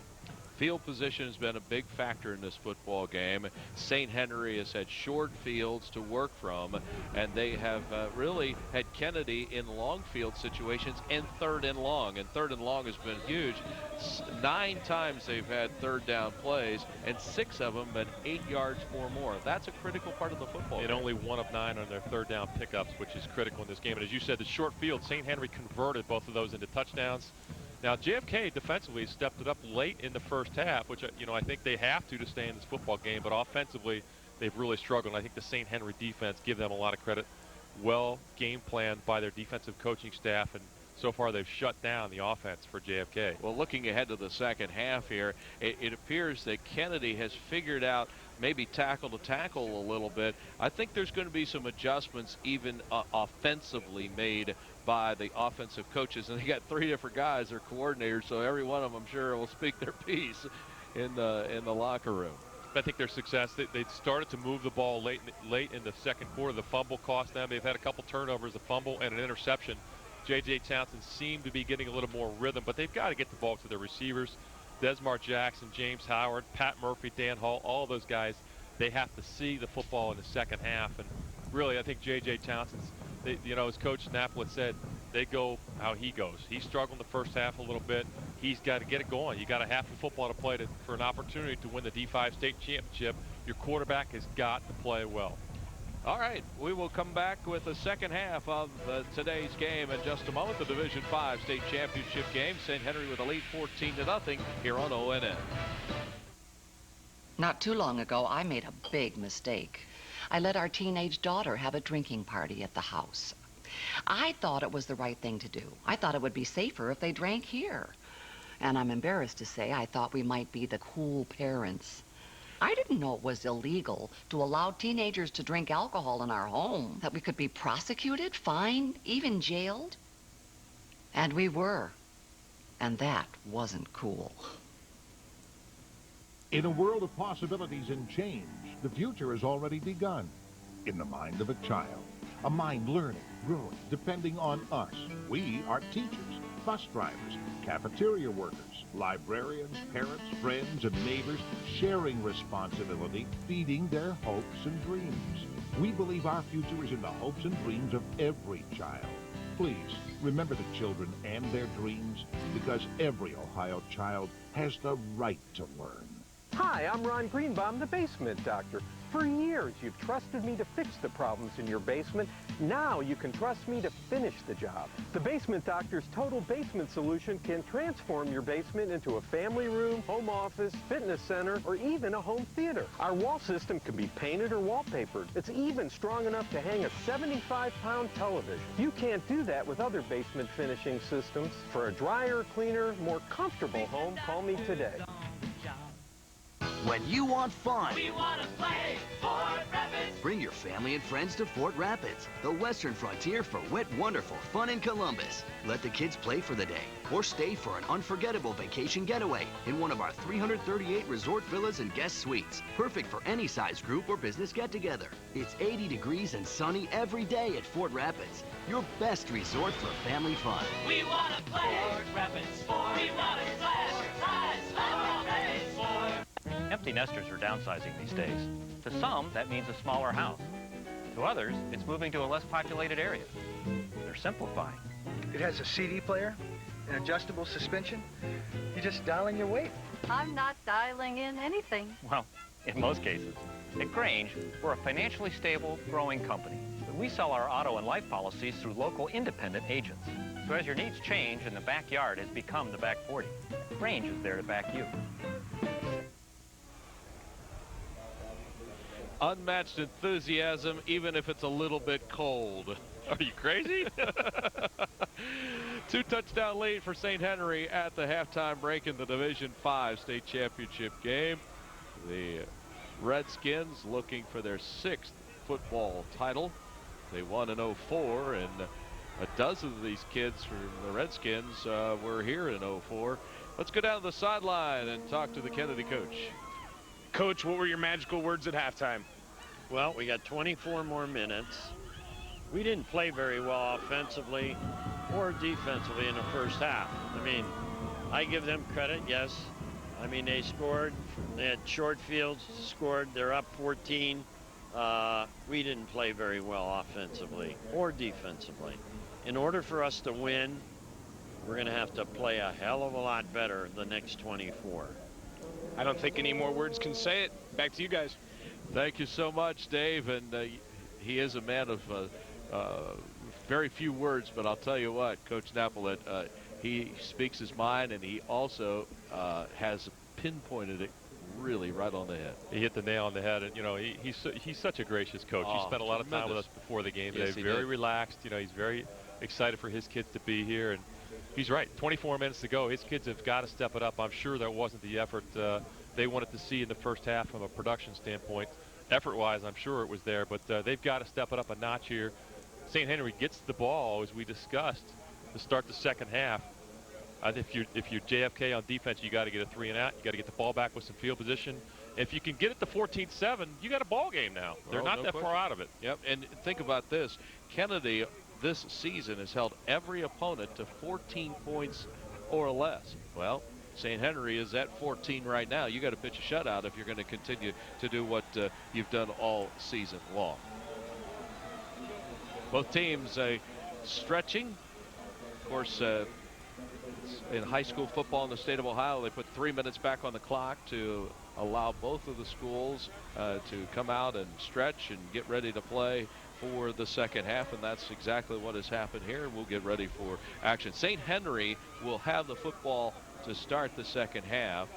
Warren JFK had it to start the ball game, and I think the wind's going to be a factor here. If you're Kennedy, do you take the win in the first or the third quarter or the fourth quarter? I think you got to take it right now. I think St. Henry had the win in the first quarter. They converted on a short field, as Coach Napolet mentioned. They got the points with the wind at their back. It's not certainly as significant as we saw yesterday, but it helped with field position. And again, I think you got to take it now. You can't wait for the fourth quarter. If you give the win to St. Henry in the third quarter, you might be down 3 scores, and it'll be too late in the fourth quarter. You got to go now. The balance of St. Henry's game was on the ground in the first half. They had 27 offensive plays. 22 of them were running plays. Well, looks like Kennedy's going to do exactly what you said, Greg. They're going to take the win. The wind is coming from the north, or in the north end of the field, and it is exactly where you see Kennedy lining up to kick this thing away. There's the American flag, and it's not quite as straight out as it was yesterday, just waving in the breeze a little bit here today. And I think the wind is going to be a lot less as the day goes progresses. You know, we talked about what the Eagles need to do. St. Henry, from the opposite standpoint, you know, they came out at halftime a little bit sooner than JFK did, and I think their thing's going to be give it to Andy Putoff, run the football like they did in the first half, and if you can put a score up here, you really put the Eagles in a bind. Marisa hits it, and it's high, and it comes down to the far side. And that is Toby, and he is tripped up as he crosses the 30-yard line, and that is where St. Henry will have it 1st and 10. We're just starting the 3rd quarter of this Division 5 state championship game. We got 2 more for you today, capped by the Division 1 game here at Fawcett Stadium tonight. Tom Mariani on the tackle on the kick return, defensive lineman down there making a play. Toby had a chance to take that one a long way. 5-man line this time, and Putoff will take the ball, and he will get about 7, maybe 8. Strong run over the left side out to the 38-yard line. Well, to me, this play is a statement. They're running ISO. They're saying, look, we're going to run over Mitch Niekamp. We're going to put our fullback, Reichert, on the linebacker, and we're going to pound it down your throat. And they pick up 8 yards in the first carry. To me, that's a statement. JFK has got to find a way to stop Putoff. He has been very strong on first down. Now 76 total yards in the ball game. Man in motion this time, and Putoff will take it right side, get the first down and more. He will turn his body and get all the way out to the 47-yard line. That's a big run. Huge hole. JFK puts 9 guys in the box in this case, and they're still running off the right side. They're going to run ISO to the right side, and look at the blocking up front there. And Seafring leading the way, Chris Reichert leading the way. Big hole for Putoff, and another nice gain. They're getting the ball near midfield in just a few plays. Not one guy can bring him down either. No, 2 or 3 have to jump on board and see if he can rustle him to the turf.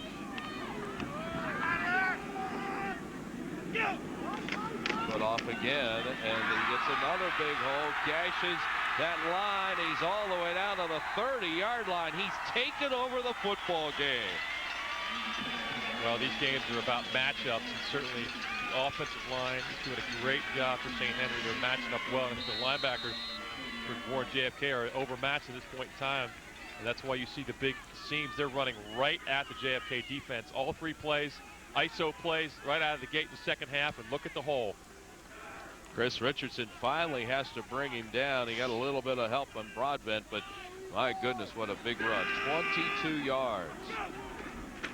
Reichert this time squeezes through there. Patterson brings him down, but not before it's close to another first down. I'm sure Jeff Starkey and his staff sat down at halftime and said, look, real simple in the second half. Andy Putoff. Andy Putoff. Run ISO, run ISO, run ISO. And there you see his numbers, 20 carries for 108 yards. There wasn't a whole lot of calculating going on, I can promise you, by the offensive staff. Well, the only calculations from Tom Bochenik, our statistician, keeping up with it, and a whistle. Flags fly. And it's the right guard. That's the first mistake of the ball game, I think. Dead ball foul. Ball starts. Offense. 5-yard penalty. Still second down. First offensive penalty for St. Henry. David Berkey jumps a little bit there. You're right, they've been so efficient today. Second penalty of the ball game for St. Henry. And Kennedy settled down after that first couple series too. They have. And we need to mention again, Ryan Harkey, the stud receiver, 11 touchdowns on the year, is not playing today. So offensively, they're playing without a guy that's put the ball in the end zone quite a few times. Putoff again, and this time the defense wraps him up as he crosses that magical 25-yard line, and didn't get much on that one. That is one of the shortest carries. He just taken a couple. That's one of the shortest carries of the day for Andy Putoff. I have to say I'm so impressed with the offensive line for St. Henry. Putoff is going to get most of the mention, but the O-line not only are they physical and they're big, but they can run. Darren Seeping again pulls from his left guard position to open up the hole. Very impressive O-line, which, you know what, from a MAC conference team, I would expect that. Big third down. Cut off will be, oh boy, he's close. I think he's short of a first down, but this is 4-down territory. It was a big third down for St. Henry, maybe even bigger for Kennedy. Once again, running the ISO play. You got two guys blocking there. Almost gets it. It's a must situation for JFK. This is a huge play defensively in this game.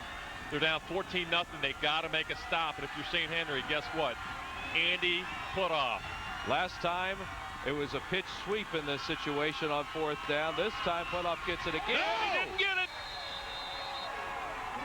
He did not Tom get it. Mariani, first one through, number 50. Penetration. And Rob Dre, and it looks like Putoff might be hurt. He's holding his shoulder in his hand, and he falls down as he goes across, as you look at it again. Boy, big hit. See, he turns his head a little bit there. He didn't get squared up. And as you said, Dre comes in and makes the play. Mariani had a hand on his ankles. A huge stop for the JFK defense. Boy, their backs were to the wall. They needed that desperately. The drive was almost 4 minutes, and the St. Henry defense just comes through with a big hit again. And Putoff got hurt on this play. On the 4th down, he's holding his, looks like his right hand. You can't tell. It might be a shoulder injury, but he's in quite a bit of pain right there. But you'll notice he turned to his side when he took that hit. Not the way you really want to teach your tailback to come in there. He's been pretty good with that all day. And they're still tending to him on the sideline. Eric McBride had the last carry. Let's see if he gets it this time. And it's play action. Townsend to throw, and it is incomplete. Boy, good defense that time. Dan Hall, the intended receiver, right there on top of him is Josh Whirling, the senior corner. Pretty good throw, actually. Dan Hall was open.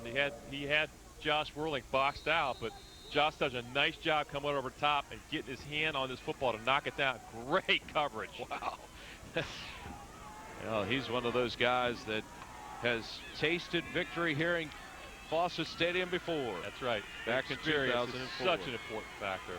6 of 18 for J.J. Townsend for just 21 yards. 1 of 8 on 3rd down, too. And this is 3rd and long. Here's Townsend trying to get outside. He's not going to get it. Oh, great coverage. Chris Reichert, the middle linebacker, had enough speed to track down J.J. Townsend. Anytime you get a spread offense like this, a delayed blitz by linebacker can be very effective, and that's exactly what Chris Reichert did. He faked like he was going to drop in zone coverage. You'll see him coming out of your picture here, gets through the block, and not only does he do that, forces him out of the pocket, takes him down. Kokel to kick it away. End over end, and it can be returned. Whirling gets a block. Excellent punt return to the 31-yard line. A 33-yard kick. 16-yard return. Once again, just like in the first half, St. Henry has a short field to work with, and they will come out at the 32-yard line. We're going to step aside with 6:33 to play here in this 3rd quarter. 14-0 Redskins on ONN. Yes, yes, yes. It's that easy. BOBB Bob says yes.com. If you've had credit problems, bankruptcy, slow payments, the answer is yes. You can still get that car you've been dying for. Visit BOBBBobsaysYes.com. Apply online and get on with your life. What are you waiting for? The answer is yes. BOBB Bob says yes.com. When you want fun, We want to play Fort Rapids. bring your family and friends to Fort Rapids, the western frontier for wet, wonderful fun in Columbus. Let the kids play for the day or stay for an unforgettable vacation getaway in one of our 338 resort villas and guest suites. Perfect for any size group or business get-together. It's 80 degrees and sunny every day at Fort Rapids, your best resort for family fun. We want to play Fort Rapids. We want to slash, rise, laugh all day. Fort. Andy Putoff is right there in the middle of that huddle, and he's back in a ball game after looked like he might have gotten hurt on the last series. Tough kid. And in motion is Toby, and Putoff gets it again. And a gain of about 3, possibly 4, and he's stacked up on the right side of the line. Well, it's going to be tough sledding from here on out for Andy Putoff, because Warren JFK has made an adjustment at halftime. They're putting the extra guy in the box. They've had 7 in there in the first half. They're bringing the 8th guy up, which means offensively, play action pass will be wide open. They've run the ball so much, it's going to be there. Short fields have been a key to this ball game, and this is the 21st play out of 35 that St. Henry has run in JFK territory. And the fake, and Layfeld is the ball carrier, but boy, Kennedy's defense was waiting on it. Dre leading the charge. Well, Kennedy's defense, they're hanging in there. They're keeping their team in this game. Their backs have been to the wall quite a bit today. St. Henry's average start today has been their own 45-yard line, nearly midfield, as we've talked about and documented all day long. They spent almost the whole game in the Eagles' territory. Let's quickly go to the sideline. Here's Dave. Yeah, guys, Andy Putoff back in the game. He has chronic shoulder problems. Sometimes that shoulder moves around, slides around on him. Obviously, he got hit pretty hard. He's back in the game, still going at it. Tough guy. 3rd down and 9 from the 31. Play action. Freestorm throwing the bomb. It's a touchdown. Toby. Zach Toby, the senior, scores the touchdown for St. Henry. What a great throw. Great throw when they run the counter boot to the wide side of the field, and Toby's running a post, kind of going against the grain. Everybody else is running to the right. He's running to the left on a post pattern. A good job by Christor getting his feet set, puts the ball on the money. Great read and a great throw. That's not always the main receiver on that play. That's really a second or third receiver. It's one of those, if it's there, you take it. Clooney boots the extra point through with 5 minutes and 3 seconds left to go here in the 3rd quarter. Redskins 21 and the Eagles nothing. And what a nice sell by Greystone on the 31-yard touchdown pass to Zach Toby. Well, he knew it was there. He checked his tight end briefly, but went up top because Toby got behind the secondary. And really, as we talked about, when you run the ball so successfully, you know the play action is going to be there. The DBs for Warren JFK got their nose up in the mix because they got to be looking for Andy Putoff, and Toby gets behind him for the touchdown. How many times today has St. Henry taken advantage of the short field? They really have. Every well, time. They should, because they've been down there quite a bit. They've converted 3 times, and all 3 were touchdowns, which I think is critical. They're not coming away with field goals. As you see the scoring drive, minute 30, 32 yards. Very short field, only took them 3 plays. And that drive and that throw are going to be a dagger to the heart of the Eagles offense. 21-0 Redskins. All 3 touchdown drives started in Kennedy territory. So John Clooney will be kicking it away. There you see the Kennedy receivers, and that's Province and Kokel back deep. Tim, I see a complete team when I look at St. Henry. They're solid defensively. They've made some great adjustments today against a very good JFK offense. Their special teams have been solid, and certainly offensively they're getting it done.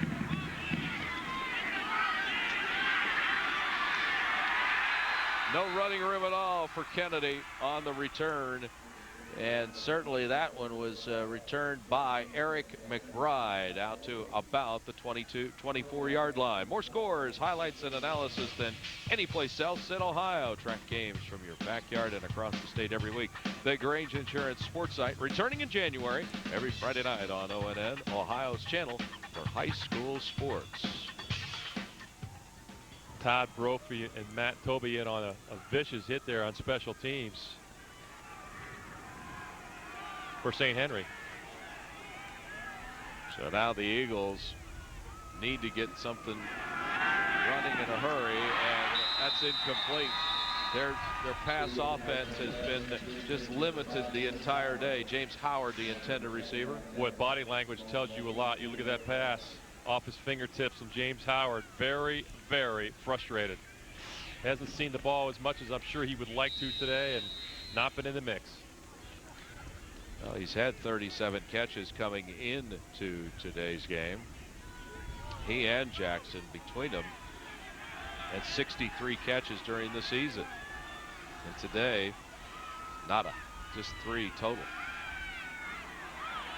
Townsend has to go to the secondary receiver, and he finds Howard, who just couldn't. He was so disappointed the play before that time. He was open in the middle of the field. Well, he was wide open from the get-go. J.J. Townsend's late getting the ball to him, but the middle of the field's really been open behind the linebackers. Linebacker play for St. Henry's been aggressive today. They've given the middle of the field to J.J. Townsend, but he hasn't had the time to get it there. Good job reacting by Howard. He wants the ball. Give it to me. Now he's in the mix a little bit. 17 yards. Now they throw it far side, and that's Jackson, and he'll turn it up and gain 9. We've not mentioned his name a whole lot today for a guy who comes in with 26 catches into the game, 10 touchdowns through the air. 10 touchdowns for a high school receiver is a lot. He's a guy that has to see the ball. They got to get the ball to him and James Howard to try to get back in this game. Layfield on the tackle, and well, Townsend has thrown 23 touchdown passes coming into today's game. Clock ticking under 4 minutes. All right at midfield. Townsend makes an adjustment, and he's going to run it. And does he get the first down? No, not enough. He did not get enough for a first, and it'll be 3rd down and short. Ryan Vogel, number 55, held his ground in his defensive tackle position. Another one of the members, a senior that played on the 04 championship team. Reichert makes that stop. And tell you what, these guys have got to convert here. And, you know, well, you got to. I'm sorry, Tim, but you got to convert. But this might be a chance. 3rd and 1. You take a shot. You got a chance to go upfield. Catch St. Henry playing aggressive. They will bounce it outside. And a great move by Province, and he'll get the first down inside the 40. 13 yards, plenty for a first down. They needed that. They really needed that. And, you know, 21 points for a spread offense is not insurmountable. Jared Province, he's been quiet all day today. 13 touchdowns coming in, averages 6.6 yards a carry. And not happening today, but, you know, they're moving the ball a little bit. They've got to get some points on the board. A little less than 3 minutes to go in the 3rd quarter, 21-0. Hey, 21-7 in the 4th quarter, you never know. So Townsend has the offense churning a little bit here. And this time he is dropped, sacked. 2nd time in a ball game. Wow, what an outstanding play by the defensive end, Tobey. Matt Tobey has been all over the field today. He's going to get pressure all by himself here. Forces Townsend out of the pocket to the outside, and Tobey takes him down. Matt Tobey comes into today, 118 tackles and 2 defensive touchdowns. Pretty good for a defensive lineman. Well, the Redskins have scored a bunch on their defensive side of the ball. Just think about the takeaways. And you ran the numbers. I mean, what was it, 32? Plus 32 turnover ratio. That is significant. There's just a great throw. Good catch by Jackson, but he's immediately brought down. And right there is Josh Whirling to put him to the turf. But that was a timing route. The yards after the catch have been non-existent. You see the great defensive coverage there. Josh Whirling explodes through the hit. You know, that defensive line has been impressive for the Redskins, but their secondary has just been terrific. In another third and long situation, probably 2-down territory in a must first down situation. Here comes the pressure.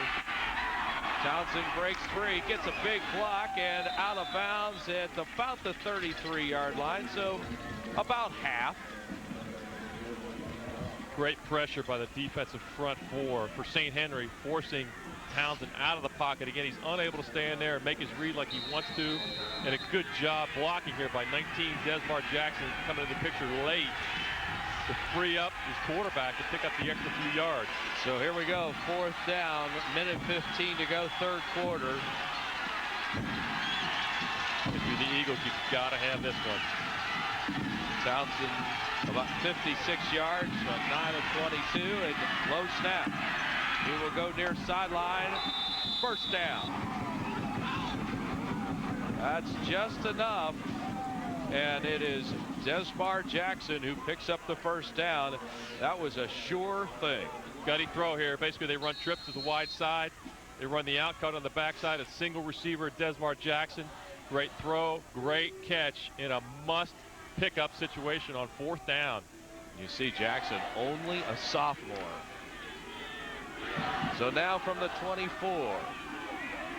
The Eagles got to get points on the board before this quarter runs out if they're going to stay in this game. Townsend has completed his last 4. He's going deep into the end zone and hung up just a little bit for James Howard out there. He was double covered, but he had a step on the defenders. He did have a step, and I hate to say it, but James, you slowed down in your route. I don't think he thought the ball was going to come. That ball was thrown exactly where it should be. A flag route in a one-on-one situation. Pretty good read by J.J. Townsend. He had what he wanted. James, you pulled up a little bit. You got to keep running, young man. Layfield, the linebacker was out there on it. That's the matchup you want. You got a receiver on a linebacker. You got one-on-one, you throw it out there. Second down. Townsend to throw again. This time, and it's incomplete, but a penalty flag comes down in the middle of the field. And that ball was intended for James Broadbent, and it appears, and it is, pass interference. Well, a gutsy throw there, throw it into coverage down the middle of the field. Broadbent goes up for it, almost got a hand on it, and almost picked off, though. On the defense, half the distance, automatic first down. So the penalty moves the football into the red zone to the 12. There you see it, high, but getting hand on. It looked like a bump in the back by Kramer. Yeah, he got there just a little bit early. Broadbent might have been able to get his hand up to pick that one up, but he's throwing the vertical receiver down the middle of the field in a two deep defense. First time today, and here's a burst up the middle by Province, and he is going to score. 12-yard touchdown run. Jared Province with his first touchdown, and the first touchdown by Kennedy this afternoon. Well, today that's unfamiliar territory for them, the way this game has transpired. It is familiar territory for them throughout the year, lighting up scoreboards week in and week out. And as I said, very, very important to put points on the board in the third quarter to stay in this game. Rafika to kick the extra point. And it is through. 33 seconds left here in this third quarter. And it's 21-7 now, and that was the most impressive drive of the day for Kennedy. What I like, the good read there, good vision by Province. And once he got to the 5-yard line, he was committed to getting in the end zone. I like to see that out of a back. Good blocking up front. He makes the cut up the middle and says, I am going to get in the end zone. That was a 76-yard drive. Very impressive drive, and they had to score. It was a must-score situation, being down 21-0. They put points on the board, and they're right back in it. They get their crowd involved in the game, which they have not done so far today. But now the question becomes, okay, can you stop Andy Putoff? That's right. That's right. And J.J. Townsend during that drive was 4 out of 6 for 44 yards. And at one point, he had completed 4 straight. He missed his last 2, but he had 4 straight. Well, the offensive coaches for Warren are going to have to figure out the pressure from the St. Henry defense, because J.J. Townsend is still running for his life, but he figured it out on that drive and made some key completions. Mike Mike Parisa approaches the ball. Kicks it to about the 10-yard line. Rolling brings it back, and he is collected at the 34-yard line, and that'll be where St. Henry will put it in play, 1st and 10. Today's game is the outcome of months of hard work by Ohio's best student athletes, and the Ohio High School Athletic Association reminds you to respect the game, because high school athletes and athletics are important and valuable to Ohio's teenagers. Well, Stefano Luzio is out there, number 54, charging up his players, saying, guys, we got to make a stop here. Let's go. St. Henry from their own 34. Put off, stopped in the backfield. And that's the linebacker, Rob Dre, with the stop. Warren's got 9 guys in the box, and at this point they have to. They've got to take some risks defensively. And St. Henry really has got to find a way to run the football if they dare throw play action, because they'll have it. So we have reached the end of the 3rd quarter in the Division V championship game. New life for Kennedy. It's 21-7. Redskins over the Eagles on ONN, Ohio's channel for high school sports. Got one of those tough to shop for people on your list? Give them a Donato's gift card. They're perfect for the guy who has everything. You know, like a mouth. U.S. Dental Care is the home of the one-day denture. Our practice has been serving Central Ohio patients for over 35 years, providing general dentistry, oral surgery, and denture fabrication. The on-site dental lab guarantees a quality product delivered fast. To maintain good oral health, patients benefit from the preventive counseling they receive from our doctors and hygienists. U.S. Dental Care. Welcome to the home of the one-day denture. Nationwide is a proud supporter of the Ohio Foundation of Independent Colleges. We appreciate that students from private colleges have the intellectual and leadership skills to become quality employees in today's workforce. It is a privilege to have scholarship donors like Nationwide. You too can provide scholarships to help students achieve their goals. Please consider how a scholarship can make a difference. Or if you're interested in attending a private college, visit us at ofic.org today. All around Ohio, people are serving their communities and making our home state a better place to live. ONN is proud to highlight their plans and achievements through Caring for Ohio.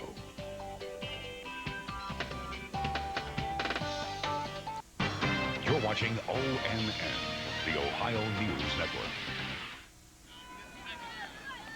Back at Fawcett Stadium, adjacent to the Pro Football Hall of Fame in Canton. Ready to start the 4th quarter.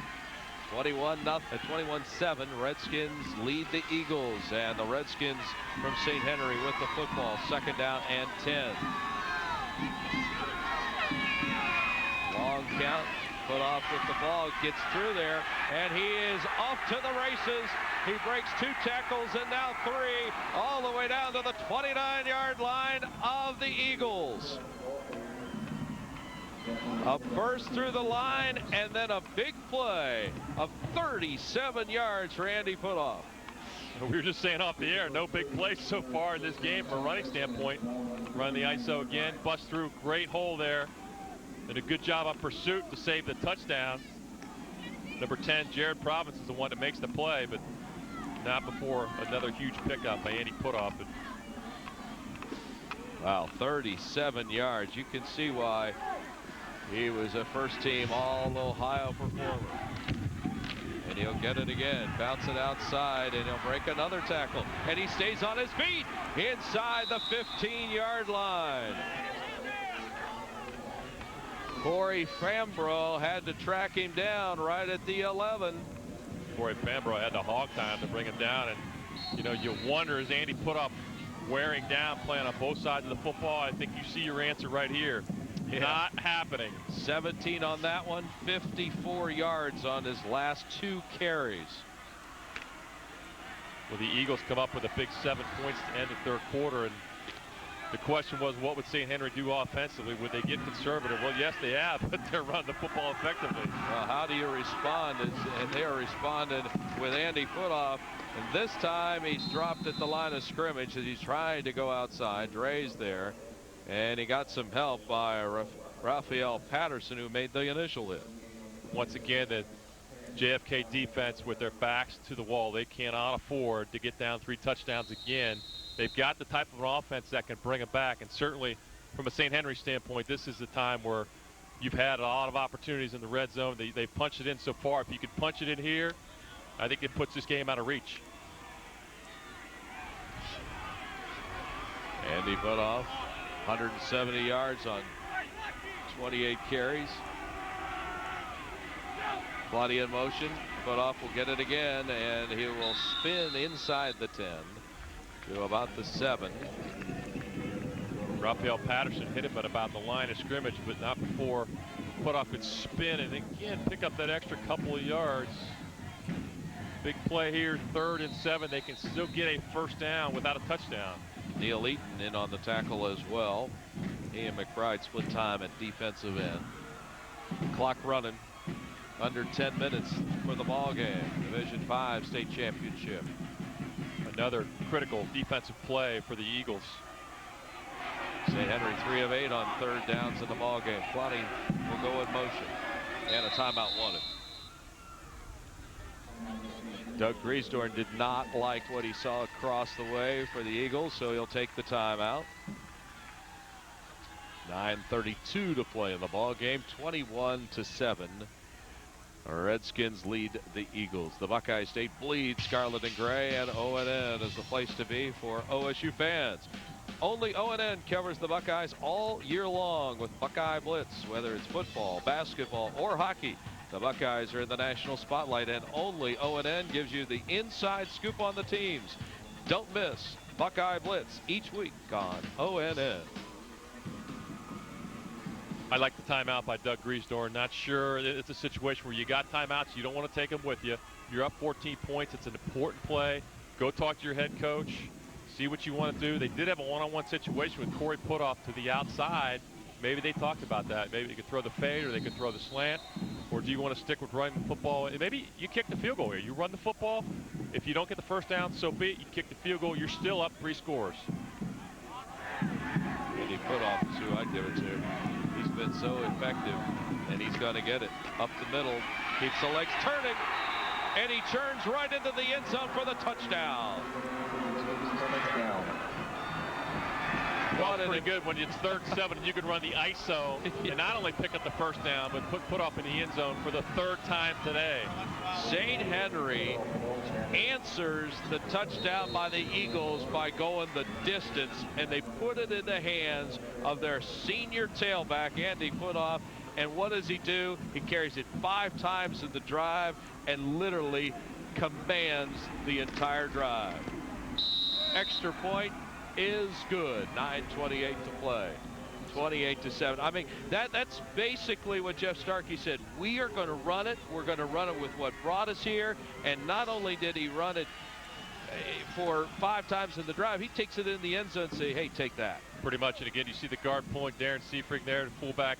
Riker kicks out, puts Puthoff in the end zone again. And if you can control the line of scrimmage like that with a strong offensive line and a great fullback and a great tailback, continue to do it.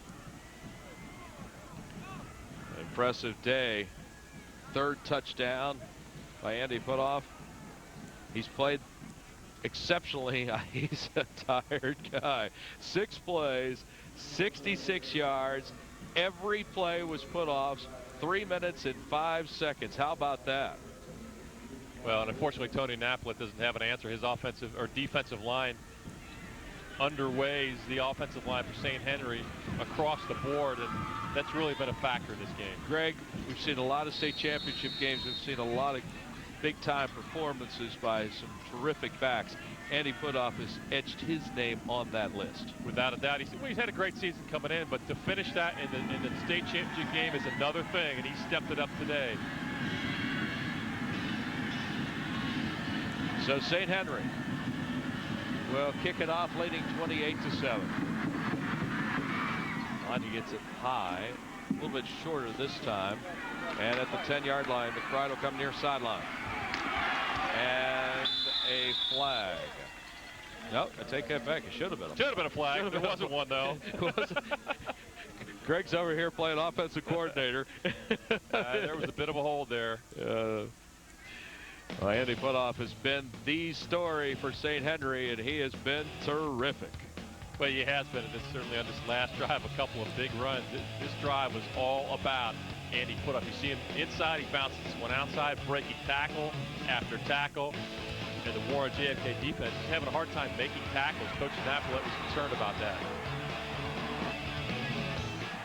And as we come back to action, they run the hook and ladder, and that is a play that is effective for the Eagles. Out to midfield almost. Actually, they'll mark it out of bounds at the 47-yard line. 17 yards and a first down. That's a flashback to the Division II state final last year. Dane Sonsenbacher caught it right before the half. It was a huge play in that game, and their win over Canfield really turned that game around. 17 yards, first and 10. That is right. I remember that. And we saw it years ago by Lebanon to win a championship. Low snap. Townsend draws the defense. Still looking for a receiver. Throws it in the middle of the field. And it is incomplete. Dan Hall had a hand on it. Yep. Hall, I thought, might have caught it first glance, but nope. Second down. Well, when you go to the playbook and bring out the old hook and ladder, you have used just about everything you brought with you. Hey, when you're the coordinator at this point in time, you're down 3 scores. You need a quick one, and you got to find a way. So you got to dig deep a little bit. You got to use any tricks you have up your sleeve to find a way to get your players in a situation to get back to this game in a heartbeat because you're down 3 scores. That's hard to do, but you still have to be patient. You still have to be very patient. Tony Napolet, the head coach at Warren John F. Kennedy, has called a timeout. He wasn't happy with the play call, so we'll step aside as they take a timeout on ONN, Ohio's channel for high school sports. Comes to LASIK surgery, you have to look at more than just price. Bloomberg Eye Center has performed over 35,000 LASIK procedures. We were the first to bring iris recognition technology to Central Ohio, and we're physician-owned. We answer to our patients, not a corporate office. Maybe that's why we won the Consumer's Choice Award. And even a fellow eye care professional referred his wife to us. And that says a lot. LASIK starts at just $2.99 per eye. Call Bloomberg Eye Center 888-539-EYES. Like thousands of others, you'll see. It's not just differences in pay and benefits that keep all jobs from yielding equal rewards. It's also the feeling you get from doing what you do. There's a company in Columbus where employees get special satisfaction from their efforts because they're making products that help people with respiratory problems breathe easier and making life a little less painful for those with AIDS and cancer. We're that company, Beringer Ingelheim Roxanne Incorporated. We're proud to call Columbus home and proud to give back to our community. Fourth quarter of action as the Eagles are trying to mount a drive against the Redskins, who lead 28-7 here in the fourth. St. Henry in command, and they come out with a 3-man line. Drop everybody deep. They'll run the little bubble and screen this side. Jackson trying to make a couple men miss. He'll be close to the first down. He needed to get to the 47, make it the 43, and they're going to mark it at the 44. Well, that's a play I think they should have probably run a little bit earlier in the game to get Jackson more involved, but you can see how slippery he is outside. He's a talent. I like that play. It's just a quick throw, one-step drop, throw it to Jackson, let him do his thing in the open field, and you can see he makes guys miss. Picks up 9. Third down and 1. And Province gets the first down to about the 39-yard line. And Bruggeman in on the tackle. A couple of others. Snap's going to be low here. Good job fielding it. And actually, it's right to Province, and he knows what to do with it. Makes the guy miss. Think that was designed? I'm not sure, but they made it look like it was designed. Sure did. From the 40. Clock ticking away, but it's a high-powered offense. Townsend, nobody to throw it to. Now the comeback route. Jackson gets out of bounds, and it's complete. Right, and it's a first down at the 26-yard line. He's actually got some time to throw here. Not as much pressure in the defensive line, and finds his receiver in Jackson. And hey, when you're down 3 scores, you got to get it. If you can get it to 2, you never know. There's always, at least when you're down 2 scores, you have a chance with an onside kick, and that's where they're trying to get right now. That was a 14-yard pickup to the 26-yard line. So the Kennedy offense is more effective here in the second half as it was in the first half. Here's Townsend looking for the bubble screen this time, and they were waiting on it. St. Henry does a good job of corralling Dan Hall. I like what I'm seeing here, the response out of the Eagles offensively. St. Henry put the ball in the end zone again with put up, but these guys are going to respond. They're not going to quit. They've made it this far. They're not going to lay down. They want to put more points on the board and try to get back in the game. Townsend is hit 4 of his last 5. He'll go again. Ball knocked down right at the line of scrimmage. Darren Seafried. Yep. 6'5", 210 junior, playing a defensive end position. 6'5", you can knock those passes down. They're just trying to throw the hits to the wide side of the field, and Seafried, that one hit him in about the elbow. I wonder if he will start basketball practice on Monday. I think those guys probably deserve a week off. I would argue that. Basketball coach probably wouldn't like that. No. 3 of 13 on 3rd down for the Eagles. Townsend's going to be swarmed under. Meet at the quarterback. 3rd sack. Toby was with him, and he had help. Well, it's a must-go-for-it situation here. They were hoping probably 4th and short, but now they're going to find a 4th and long. He's looking to his left the whole way, nobody open. He did have Dan Hall to the right on a slant open, but he was looking left all the way. That's where the play was designed to go. Good pressure for the defensive front 4 for St. Henry. Well, they've converted on their only 4th down, and the Eagles have 4th and 14 from the 30. Townsend over the middle, and it is incomplete. St. Henry holds and will take over on downs. He was trying to go to Pat Murphy on a dig route deep down the field, and you could see J.J. Townsend could not get his feet set. He's been feeling the pressure all day. You got to give credit to the St. Henry defense here. They've continued to get pressure. They've had great coverage downfield. Let's go down to Dave on the sidelines. Dave? Guys, when you watch a guy like Andy put off, you wonder, where is this guy going to play on Saturday afternoons? Because with the performance like this, you know he's going to play somewhere. Right now, he's got a few official offers from some MAC schools, University of Cincinnati looking at him, but not on offense. They're looking at him for defense. They say maybe he's not fast enough on the offensive side. I'll tell you what, guys, when you're barreling guys over like he does, I'll take him on my team any Saturday. He's going to get a chance because he has what's right in the middle of that, right there at the 3. That's Hart. He's got a lot of courage, a lot of heart. And really, size-wise, you know, you're not going to be a tailback unless you've got a speed of a 4'6" guy or 4'5" guy, which he does not have. But he's a powerful back, and I think he's defensively, you look at him as a defensive end or an outside linebacker, which I think he will excel at the next level.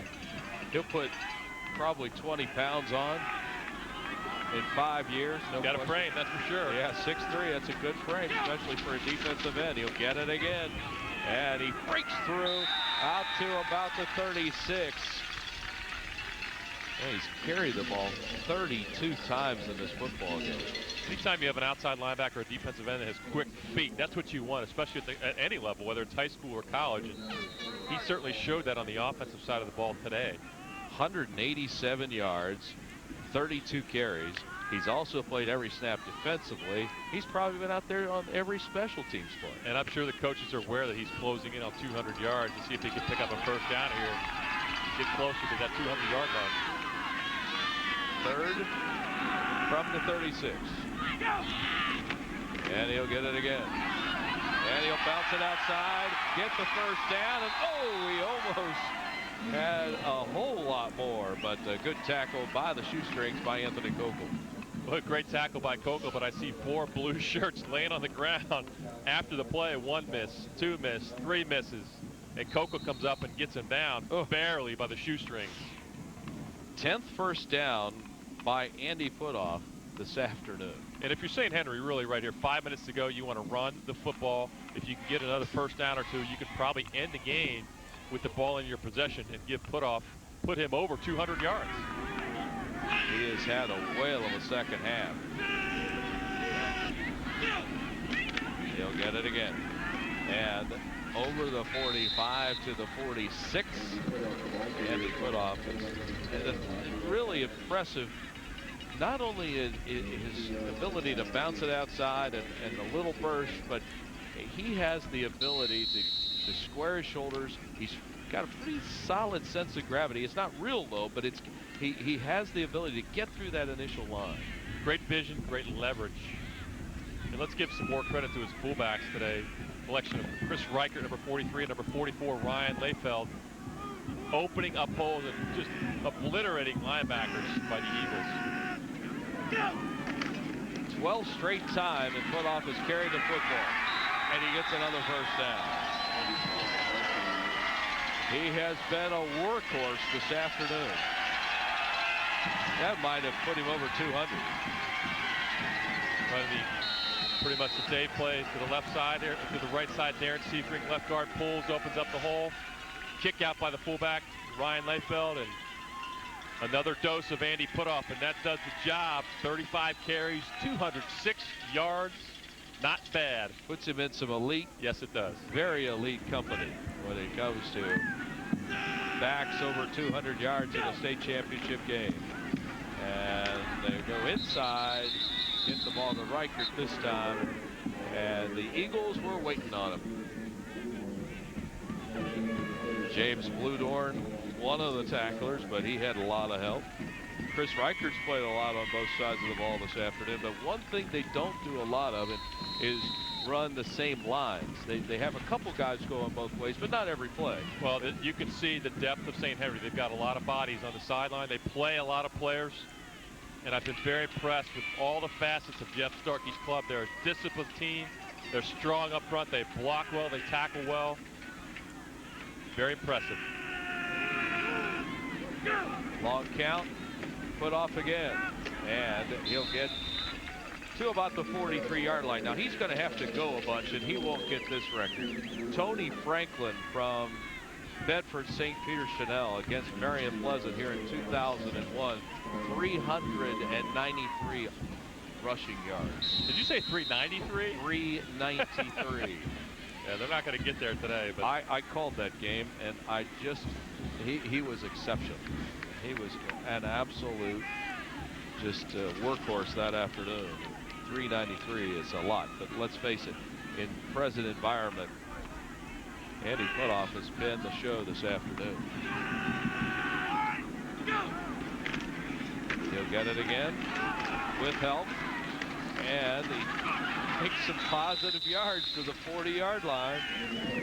There was absolutely nothing there, and he picks up 2 yards, all on second effort. You know, this is about a 4.5-minute drive, and now Jeff Starkey, with the game under 2 minutes, he will pull his starters. And remember, there are 21 seniors that have played the majority of this football game, and actually it's 4th down, so we may not see those guys the rest of the way. 4th down and about 4. Niekamp to kick it. He hasn't kicked much today. Fair catch, and Coco will let it go. And it'll be about the 13-yard line. But honestly, that senior group, they have had a terrific run, and 2 state championships. This will hold up with 1:12 to play. And Andy Putoff, just a terrific day of over 200 yards. Can't say enough about that senior class. If you're going to win a state championship, you've got to have senior leadership. And these guys have been here. They know what it takes. They won in 04, and they're going to get 2 out of 3 today and bring another championship back to the MAC Conference. Twice already this weekend. 28-7, St. Henry. And now we've got the backups in the ball game, and that is Dominic LaPalla. He is the backup quarterback. everybody getting a chance to play here this afternoon. And a classy move by Tony Napoletti. He's getting his younger guys in the game to give them some reps. He knows the game's out of reach. And I think he knows, you know, he was worried that he was outmatched today, and that came to fruition on the field. Coming up after the game, stick around for Championship Game Day post-game show live from the Pro Football Hall of Fame. Join Dan Decro, JJ, and Jerry as they recap and break down the game. Championship Game Day immediately following the Division 5 Championship only on ONN. And here comes the defense in mass. The white shirts, the clean white shirts, as Jeff Starkey saying congratulations and giving a big hug to his starters. They're out of there. Everybody gets a chance to play. I've been impressed by the numbers, and Jeff Starkey said his numbers are up, and that is the football game. Ball game over. Redskins with the Division 5 championship. Andy Putoff took this St. Henry Redskin team and put it on his shoulders and carried them to the 2006 state championship. Great effort by Coach Starkey and his staff to prepare his team. As we talked about, a lot of depth on the team, very strong up front, but they had the numbers, and today that was the difference. Coach Naplet's Warren JFK team, a little bit undersized, did not have the depth, and they weren't able to match up across the board for 4 quarters. St. Henry is certainly deserving of the honor. 6th state championship for St. Henry High School, and the 2nd in the last 3 years. They won it in 2004, and they come back and win it here in 2006. Led by Jeff Starkey, their head coach. A terrific march to the championship. They finished 14-1. And that's going to be key today in getting pressure on the quarterback and getting after John David Booty. And whenever he gives the ball back to the offense, Mike Hart with a Michigan record average of 113 a game, the guy runs the ball. He's the heart and soul. He sets the pace for the offense. They have to be able to run the ball today. Offensively, it's Steve Smith, the senior wide receiver. He's more of a possession guy now for USC with the big guys on the outside, but he has been Mr. Consistency for USC. You know what? He is consistent, but he's not the man. The man would be Dwayne Jarrett on the outside, junior wide receiver, 2-time All-American. This year, 59 catches, 10 of those for touchdowns, so just get him the ball. Dwayne Jarrett gives a lot of openness for this USC offense. Tough to stop everything that they have on offense. One of the reasons these teams are tough to stop for dreams to be fulfilled or denied, for hearts to soar or be broken. And today, this one-of-a-kind arena awaits another rendezvous with history. From out of the Midwest, a team that has marched to its own bone-rattling rhythms all season long, grinding turf, carving out drives, and stopping them on open fields across the heartland. From the Pacific Coast, a magical ride, a magnificent show of high-caliber football these past several years from a school long associated with gridiron greatness. Put these teams together, envelop them in the rich tradition of this event, and watch a classic unfold. The Wolverines of Michigan, the Trojans of USC in the Rose Bowl game presented by City, the granddaddy of them all.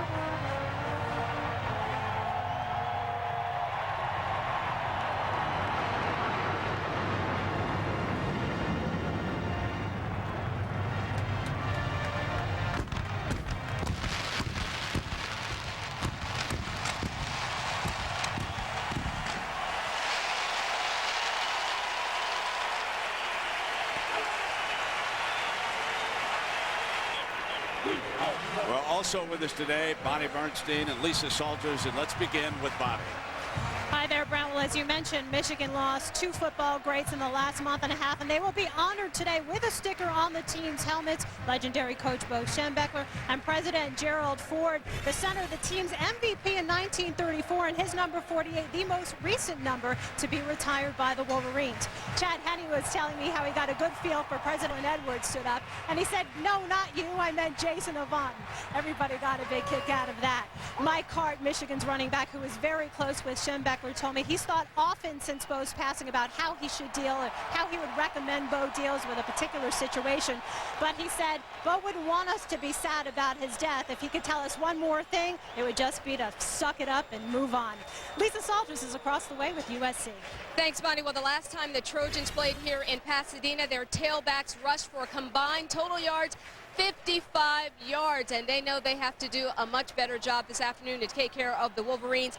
First on the depth chart for USC, freshman C.J. Gable, who told me earlier this week, he said, I still feel like a freshman sometimes in the backfield. He said, I know what I'm supposed to do, but sometimes I forget, especially my blocking assignments. I know I have to handle my business this afternoon. And Chauncey Washington, who finally appeared to be injury-free after being plagued all year by hamstring and knee injuries. He came down with a case of food poisoning on Friday, missed practice, got loaded up on IV. Good news for the Trojans. He's said to be 100% right now. Brent? All right, Lisa. As we look at this grand scene and wait the arrival of our 2 combatants, and here come the Trojans.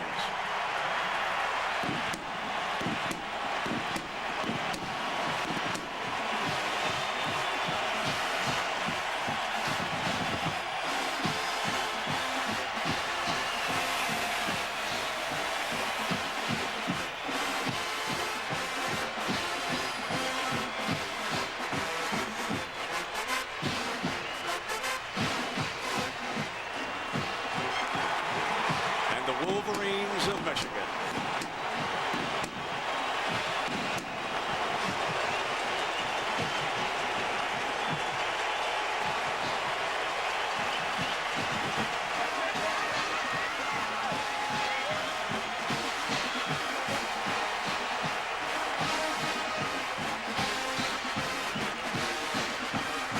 Two schools that are very, very familiar with BCS territory. Since it was founded in the last decade, you can see the number of appearances. Florida State still leading the way. USC making its 5th BCS appearance today, and Michigan its 4th. And next week, the Florida Gators will make their 4th against Ohio State in the championship game. The Buckeyes 1 behind Florida State. Our officiating crew today is from the ACC, and we have a veteran referee at the controls, Jack Childress. It's also ACC replay officials upstairs, and Dave Perry, the longtime administrator of the officials, is in our booth to clarify anything that might go wrong. For Lloyd Carr, of course, he would like to break this bowl losing streak here today as he comes equipped with a veteran team that he told Bonnie about a little bit earlier in the day. Now, Pete Carroll across the way, he's had 2 very, very tough losses in the Rose Bowl in his last 2 encounters. Of course, a few weeks back, UCLA knocking them out of championship contention. And then last year it was Vince Young as the captains. John David Moody there, their quarterback, helping bring them out. These captains were elected by members of the USC team. And now Big Jake Long of the Wolverines comes out. Jack Childress will be there. The Grand Marshal of Star Wars fame is George Lucas, and he will be flipping the coin as we go down to the center of the field. Do me a favor, come in and introduce yourselves. Good luck, big dog.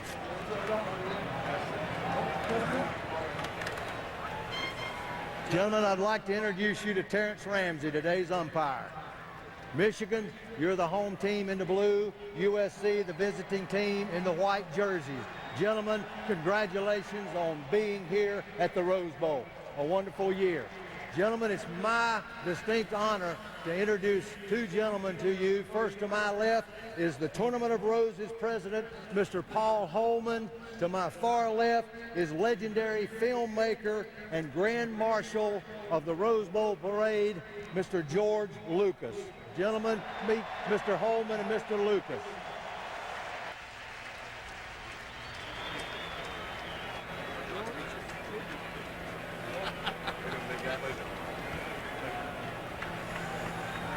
Mr. Holman has the commemorative coin.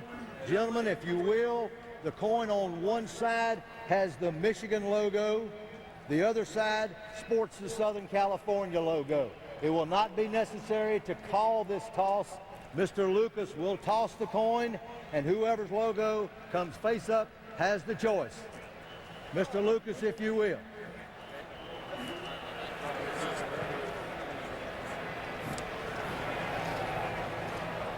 Gentlemen, face up, Southern California, Southern Cal. As you see, Southern Cal has won the toss. Would you like to receive, kick off, defend a goal, or defer the second half? Defer. Southern California has won the toss and will defer. Michigan, you want the football. Which way you want to kick? You want to kick this way. Michigan there, Southern Cal here. Southern Cal won the toss and deferred. Michigan receives on this end. Shake hands, have a great ball game.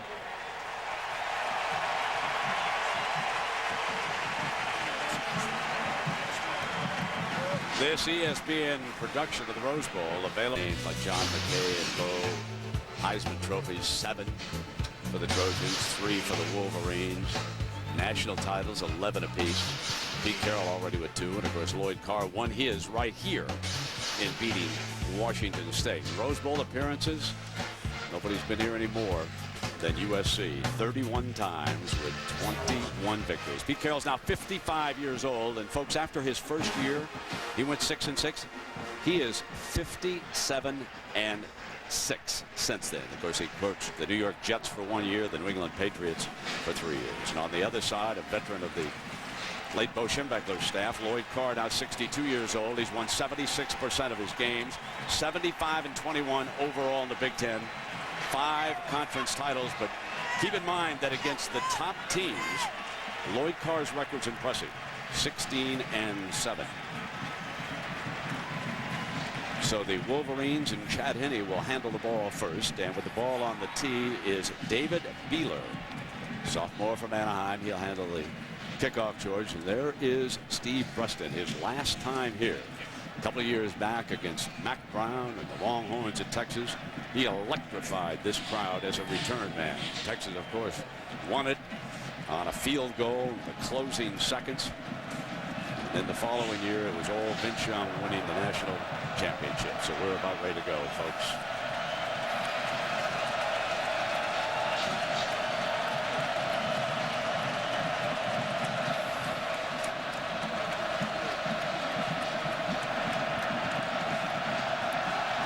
And away we go. Preston at the goal line. Short of the 20-yard line, and so Kirk, Chad Henne, the veteran quarterback, coming out with the Michigan offense. And Brandon, you say veteran. He's making his 37th career start tonight for the Maize and Blue. And the thing that I find interesting in bowl games, you can see the decision making at the end. 7 touchdowns and 1 interception, but he has 2 losses as a starting quarterback in bowl games. 3 losses to Ohio State. He's 0-5 in the last 2 games. He wants to change that. Today is a big opportunity for him in this offense. You can see a big, big offensive line leading him out. Preston will go to that slot to the left. You recognize the number 15, offset fullback. He has his choice, run or pass, much of the game after he sees the alignment. And here comes their heart and soul. Mike Hart for 11 yards on his first carry of the game. Let's take a look at this Michigan offense now. Big Jake Long, he came out, you saw him, one of the co-captains, a junior. He could go to the NFL, but he's announced he's coming back next year. Zone blocking, those of you who haven't followed the Wolverines, it means you won't see pulling guards. And of course, Mike Hart has already carried one, the junior from Syracuse. And again, it is Mike carrying it. So 2 consecutive plays. Brian Cushing, we do want to keep an eye on a couple of linebackers from USC in this game. Brian Cushing, of course, alternates as a rush end and a drop back linebacker, and there he is. A little bit of a hip injury, but the one that Pete Carroll's most concerned about is Dallas Sartz, number 42. Can he hold up? And in that secondary, the corners, Harris and Thomas, they know that Manningham and Bruston will be coming before long.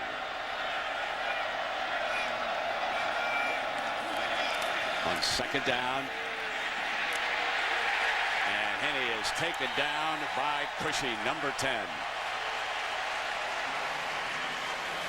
And Brent, you talked about Brian Cushing hurt his knee 2 weeks ago in a scrimmage right before they went home for Christmas break. And right here, that is not really Chad Henne's game, just the straight drop back pass, Kirk. And they brought the blitz that time, Kevin Ellison from the outside, and get used to that from Pete Carroll.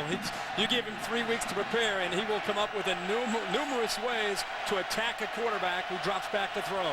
So Ken Norton Jr. working with the Trojan linebackers on the far side. Third down at 14 now for Henning and the Wolverines.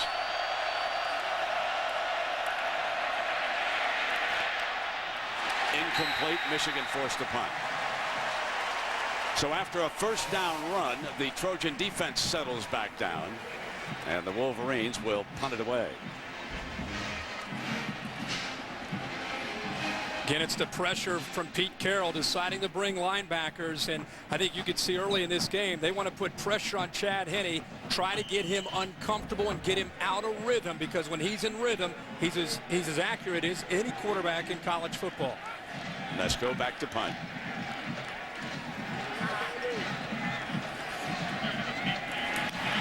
They came after him.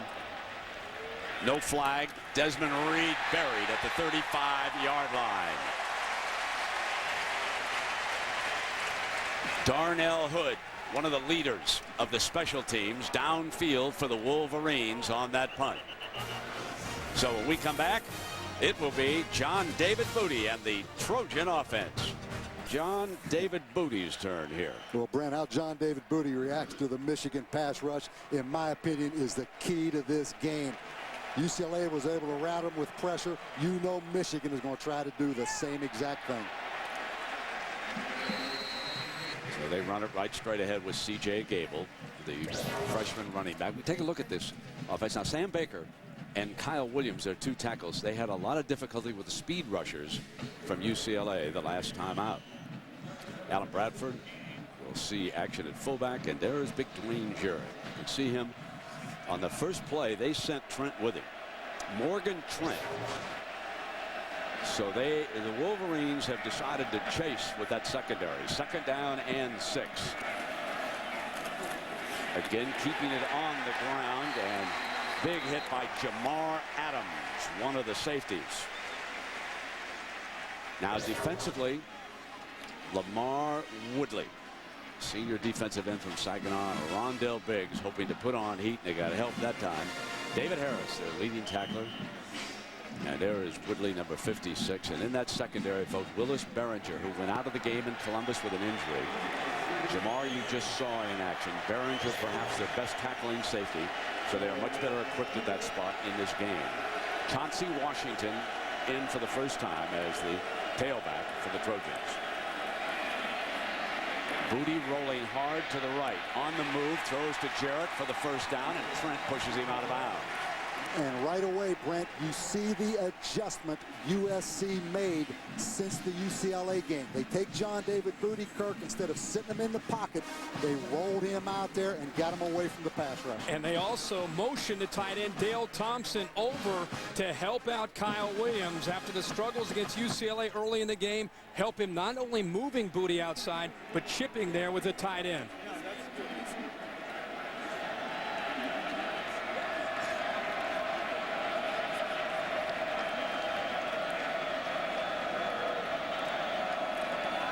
Throwing straight back, deflected, bobble incomplete, out of bounds on the sideline. And talking with Ron English, the defensive coordinator of the Wolverines yesterday, he said, Bob, exactly what you pointed out. He expected John David Booty to be bootlegging and rolling out more. He said when they broke down the tape back in Ann Arbor, the John David Booty rolled out a lot more in the early part of the season. and he felt there was an injury and that was the reason why the Trojans were keeping him in the pocket. But he said with his time off, we expect him to move a little bit more. 2nd down and 10. Screen. Well read. Harris, the middle linebacker, number 45, all over Gable. David Harris, who the Michigan players voted their most valuable player. I think one of the best linebackers of all college football. Again, Kirk, you see USC's plan, though, of trying to slow that pass rush down, coming with the screen. Screen pass, great recognition, great instincts by David Harris all year for this Michigan defense. And the thing that I see is USC's trying to isolate those linebackers and the safeties in space to try to take advantage of the speed of the wide receivers of USC. Davis, the tight end, flexed well off the line of scrimmage to the right on 3rd and long for Booty. Fires high and incomplete in his direction on the far side, and now it is the Trojans. You know, with these teams and schools, and you see it throughout the bowl season, Kirk, having so much time off, I've often noticed that in the first quarter of bowl games, it takes a while for especially the offenses to get their timing and their rhythm back. It takes a while to settle in after all the hype of 3 or 4 weeks, not to mention the timing that you've tried to maintain with the intensity in practice. Here's Boydneck's first punt. Takes the USC bounce if they can get to it into the end zone. It will come out on the 20-yard line. There's big Ray Mawaluga, the middle linebacker, downfield on coverage after that 55-yard punt. So it will be the Wolverines' 2nd possession of the game. Working on Carson Butler, the sophomore tight end from the Detroit area. There is Sartz playing despite that injury. Coach Carroll and the staff not sure how long he can go here today. And should he be forced out? Clay Matthews, a familiar name. And his daddy was a great football player, and so was his uncle. He could be coming on seeing some action for Coach Carroll. 2nd down and 5 now for Henne. Here comes Hart. Not this time. 3rd down coming up. Let's meet Mike Hart from Syracuse. Michael Hart, running back, University of Michigan, Syracuse, New York. I'm a video game junkie, and right now I'm on the Gears of War, Xbox 360, and can't be beat. Growing up, I was always a Barry Sanders fan, and that's one of the reasons I wear number 20. I'll be back for my senior season for 2 reasons: win the national championship and beat the Buckeyes. And there we have it. You think we might see that sound? You think that got the Buckeyes' attention? And, setting the tone for 07. He's ready. You kind of bowed up when you heard him say that about the Buckeyes. I noticed you flinched a little bit. Oh, wow. 3rd down and 6 now. Here's Henne. And his receiver tripped. His receiver was working against Kerry Harris. Manningham was coming down the near side, and he tripped, lost his footing. You can take a look at it. Well, Kirk, you talked about a little bit earlier. I think the layoff really does favor the defense. Again, I'm not sure. Great communication right there between Mario Manningham and Chad Henne. Well, these wide receivers and Chad Henne better get on the same page, especially on 3rd down when Pete Carroll will bring a blitz almost every single time to pressure Henne. Zoltan Mesko to punt, but remember it was Darnell Hood who was the standout. His coverage on Reed after that punt. Under enormous pressure. Fair catch this time, and Reed will let it bounce out of bounds at about the 41-42 yard line. And so decent field position coming up for USC and John David Booty. That's only a 34-yard punt, and the Trojans are getting closer and closer to blocking one. So there we have it. John David with John watching for the stand. Quick completion, putting it in Jarrett's hands, but not much doing over there as Leon Hall, their All-American corner, came up to make the stop. You know, Kirk, it'll be interesting to see how John David Booty handles the criticism coming from the UCLA game. You know, he had a great year, first year as a starter, but let's face it, the bar has been set so high here.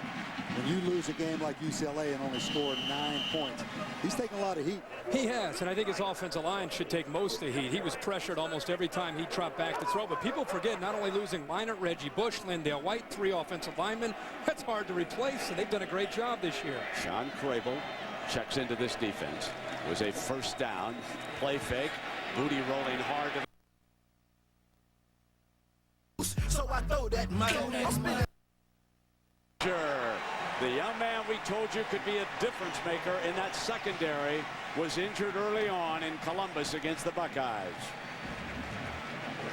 You're going to see Morgan Trent, the corner, play in the double move. Steve Smith has him clearly beat. Kirk, the ball was a little late and a little underthrown by John David Booty. Exactly right, Coach. Watching the play develop, it's so easy to see it from up here, but he was waiting for Smith to get clear of Trent, and he waited just a hair too long, giving Behringer enough time to come over. 2nd and 10.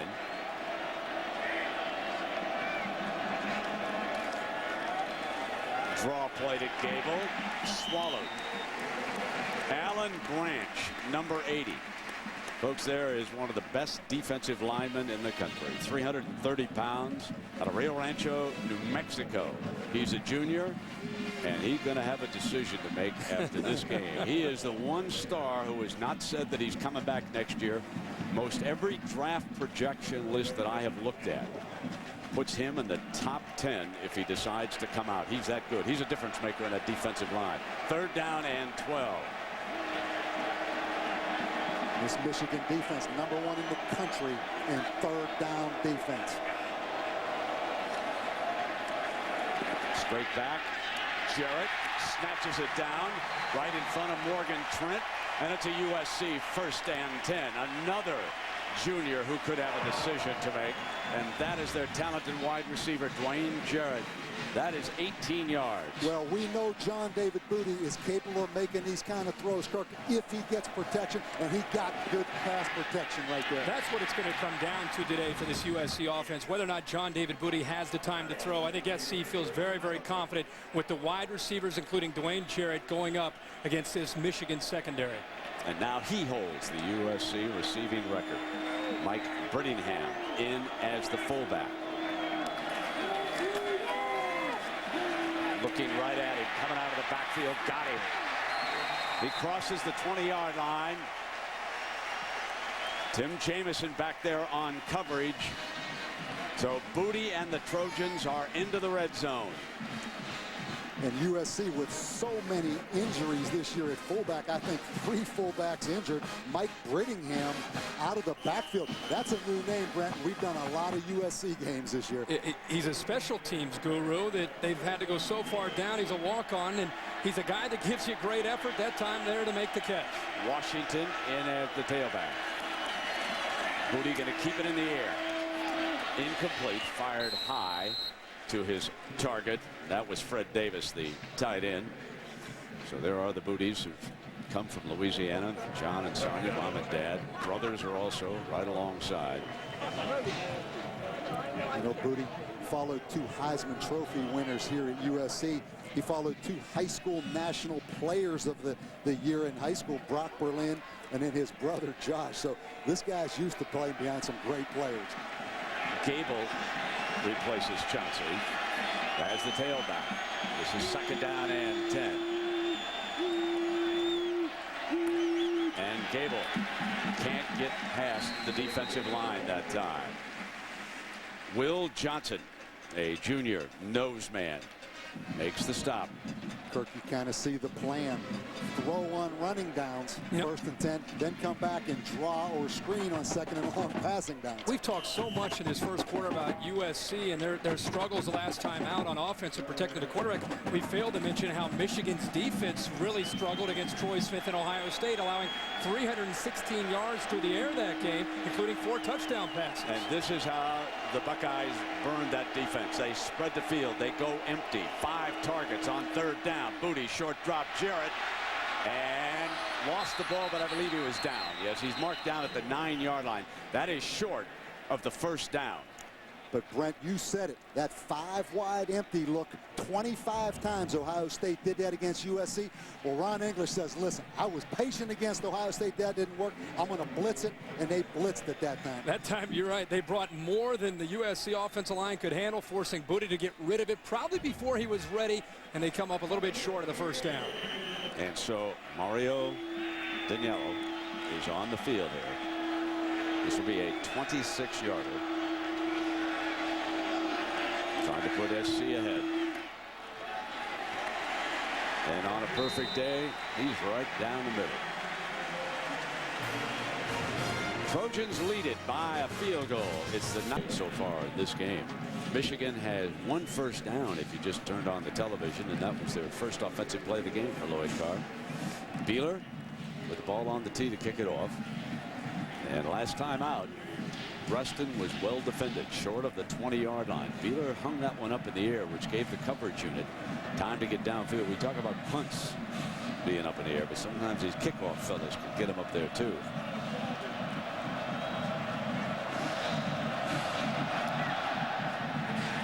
Deep drive.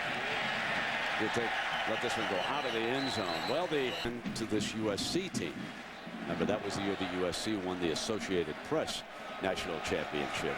The BCS went to LSU as they defeated Oklahoma in New Orleans. 3:44 now. Quick snap to the outside. And on that far side, Mario Manningham with his first catch of the game. So they get him going. Michigan, their own little change up there, going with an empty backfield coach, trying to get the ball out to the outside to Manningham. It worked out very nicely. I tell you, Lloyd Carr made a strong statement the other day when we visited him. Mario Manningham, Brent, the most explosive wide receiver he's ever seen at Michigan. Kirk, they've had a few at Michigan. Oh, yeah.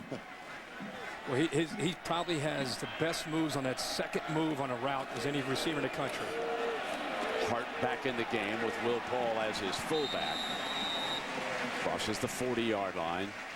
Running behind big Jake Long, number 77 over there on that left side. And you want to see zone blocking. This is zone blocking right here. Michigan only has 2 plays. They don't have many plays, but they have a lot of players, and that's what you call zone blocking. And for people at home, you're just trying to take that defensive line and take them to the sideline and get up to the second level with your offensive line to get to the linebackers, and the back has to be patient to find that crease, and Mike Hart is very good at that.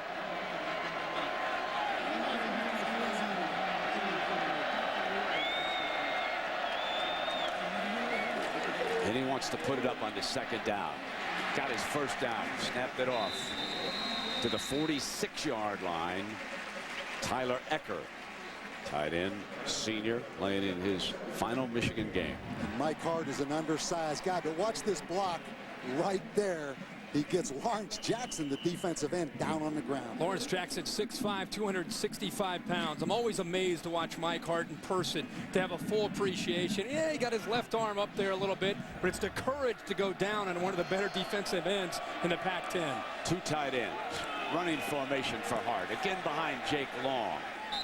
And this time, Cedric Ellis, their fine defensive lineman, was all over the running back. You know, we looked at that Michigan timeline. Remarkable when you think they were 7-5 last year. But the players the other day told me the difference this year, we all know a lot about the conditioning net, but Lloyd Carr has loosened up a lot more funnier around the players. Now you can't, he's not Jim Carrey or Will Ferrell now. No. But he's loosened up a lot this year. Different feel and a different vibe around this Michigan team. Arrington is the wide receiver. To the left. Henney wants to dump it off to Hart in underneath. So out in the flat, but this is short of the first down. This will be 3rd down as Terrell Thomas, the corner, makes the play defensively. Trying to get after Chad Henne again with a blitz. This time Keith Rivers, and Henne getting rid of the ball. Had what they wanted, but a nice tackle in the open field that time by Harris. Every 3rd down up to this point, we've seen some form of a linebacker or safety blitz. Let's see what they decide to do here with this USC defense. 3 wideouts. Arrington's the slot man. Henne changes it up. He's given a lot of freedom. That's how much he understands the offense and the other team's defense. He'll throw to Preston in underneath for the first down. Busted out of bounds at the 36-yard line. And Kerry Harris, number 7, bailed out on that, and it was really an easy throw and catch for Chad Henne and Steve Preston. I'm just shocked on 3rd and 5 when you bring in a linebacker that you would give him a 15-yard cushion on Steve Breaston. Very easy throw for Chad Henne. First down for Michigan. Too soft a cushion that time by Kerry Harris. And 12 yards for the passing game. First down and 10 for the Wolverines. Their most impressive drive of the afternoon. Sartz sacks him down at the 44-yard line.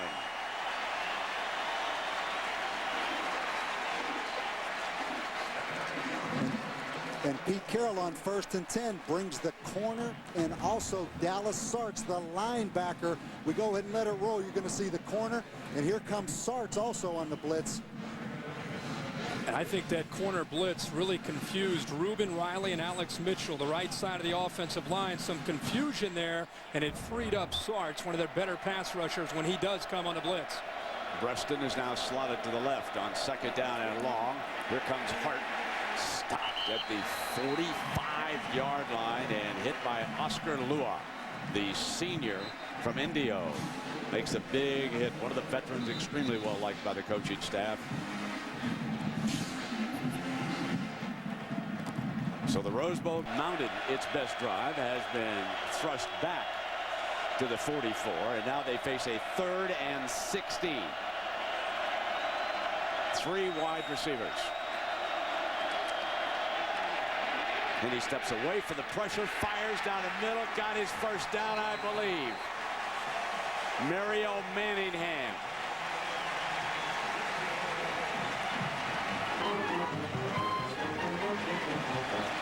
Obviously, anytime you get to 3rd and long, you need time for the plays to be able to develop and the receivers to get downfield.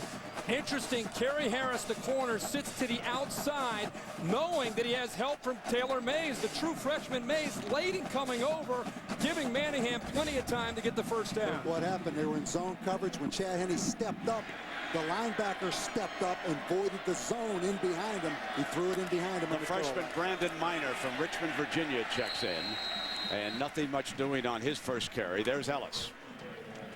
It's a challenge for those linebackers, huh, Coach? They got to get back there on 3rd and long. I tell you guys notice how similar these two teams are schematically. They're like watching the exact same offense when either team has the football. Yep.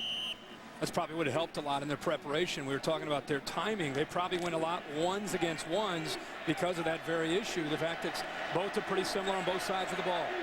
Mike Hart returns as the Michigan running back. Arrington's the motion receiver. Deep drop, in trouble, has to try and drop it off. Incomplete. He had a tight end, Tyler Ecker, in the neighborhood, so that was not intentional grounding. One of the decisions that Lloyd Carr made coming into this year was to make a change in the coaching staff. We talked a lot about Ron English, but Mike DeBoer, the offensive coordinator from Michigan, has done a tremendous job this year for the Wolverines. It's always a goal for an offense like this, kind of a pro-style offense, to have balance. 189 yards rushing per game, 186 passing, and that balance has gotten them to this point. Brian Cushing is off the field on this 3rd down.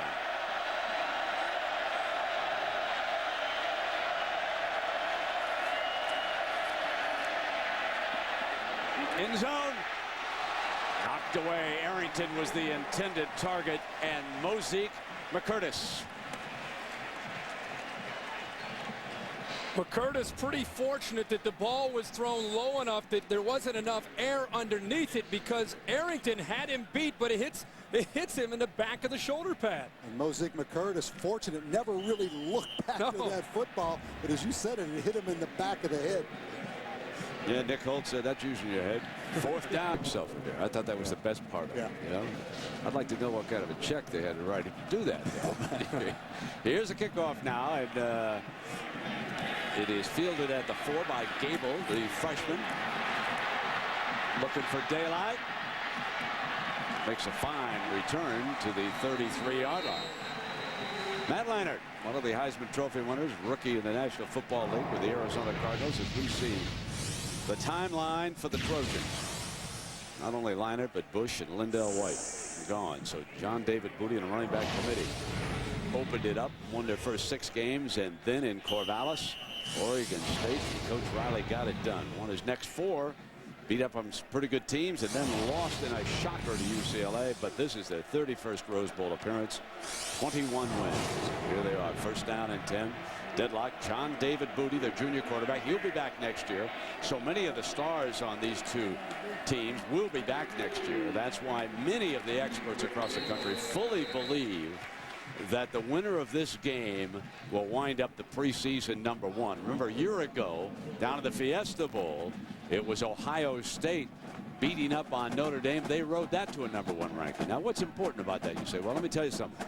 If you start out #1 and you happen to lose early, it's much easier to climb back up than if you start down there. Think of where Michigan had to start, all the way down from 14th. They were put down as the season started. So it is important, even though coaches don't like to talk about it. Second down and 9 after the run by Gable. Jarrett again in front of Leon Hall and very close to a first down. Brent, you talk about those juniors deciding to come back. That's one guy, Dwayne Jarrett, right there, that most people think is going to come out in the NFL draft. This is a huge game. I mean, this is a money game for him today, Kirk, because he struggled the last time out against UCLA. I don't know if he happened to see Calvin Johnson earlier today, but if he did, he realizes he better step up a little bit, because Calvin Johnson and Dwayne Jarrett, if they come out, are the top 2 receivers in the country. Steve Smith lined up in the backfield. They used him as a decoy, and they lined up Alan Bradford, the fullback. And that was number 21, has been very, very impressive in the Trojan practices. Pete Carroll warning us yesterday that they were going to get Bradford onto the field, and he picks up the first down. They had Smith lined up back at that tailback spot that time. You know, you could talk about Dwayne Jarrett. Keyshawn Johnson told him to stay in school. Flat said he's not ready right now to come out in the NFL. Keyshawn just doesn't want extra competition. He tells every receiver to stay. Right? That's exactly. First down and 10.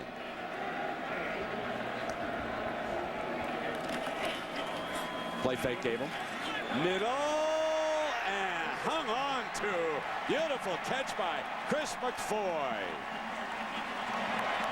But that was an unbelievable catch by McFoy, because he didn't look back to the football till the last second. He didn't expect the ball to come to him. But the key here is the play action. They've been running. Look at the linebackers right there come up on C.J. Gable, giving a nice hole for the quarterback Booty to throw it right over top of the linebackers. And a nice job looking back by McFoy. Catch that football and be prepared to be hit by Barringer.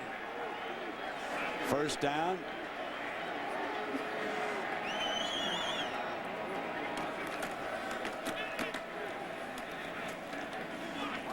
Right straight ahead into the heart of that Wolverine defense that time. C.J. Gable. We talk mindset in college football all the time. Michigan's defense, arguably one of the finest defenses in the country, if not the best defense. And we wondered, how would USC's offensive line, after the game they had against UCLA, how would they perform against Alan Branch and Lamar Woodley? And through the first quarter plus, they've held their own. It really makes you wonder if that was more mental in their approach against UCLA than it was physical. Well, Pete Carroll said, and Lane Kiffin said, they just weren't prepared to play. They were not there. UCLA. Yep. 4 wide, thrown behind the receiver, and it'll be third down. Let's check in down below with Lisa. Well, Brent, you were talking about Dwayne Jarrett. He says that he is about 50-50 about whether he's going to actually stay for his senior season or turn pro. He says he'll go home after this game, go to New Jersey, and make the decision with his family. He says everyone has an opinion, and he's right. Coach Davey was right. Keyshawn Johnson, I talked to him today, and Keyshawn said, you know what, as a player, in my opinion, Dwayne Jarrett is just not ready for the NFL. Keyshawn said, no disrespect, I'm just trying to tell the truth. He's not physical enough. He can play on Sundays, but he's not going to be an impact player right now at the next level. Saw that with Mike Williams. He wasn't ready. Third down and 8. Slant for the first down in Williams' case. We go back on that story. Pete Carroll had told me he's not fast enough for the NFL, and then he wound up thinking he was going to get to go because of Maurice Clarett, and he had to sit out an entire year. He made a terrible mistake as far as his football future is concerned. I find him an entirely different topic than Dwayne Jarrett. I think I think Dwayne Jarrett, I don't agree with Keyshawn Johnson, to tell you the truth. Now, if he comes back to school, that's wonderful. That's fine. But I think he is ready physically if he wants to try it. First down, he could go after the jump ball as well as any receiver in college football. And he's starting to separate now from defenders more than he did early in his career. John Davis in trouble, fumble, ball loose. Wolverines have got it. And that is big Alan Branch.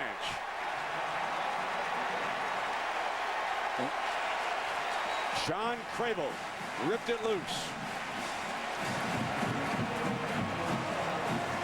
Well, Ron English takes a chance here as USC starts to drive deep into Michigan territory. They bring all the linebackers on a blitz. It allows Crable to get there, Harris to get there. The offensive line that time not prepared, and Branch comes up with the recovery for the Wolves.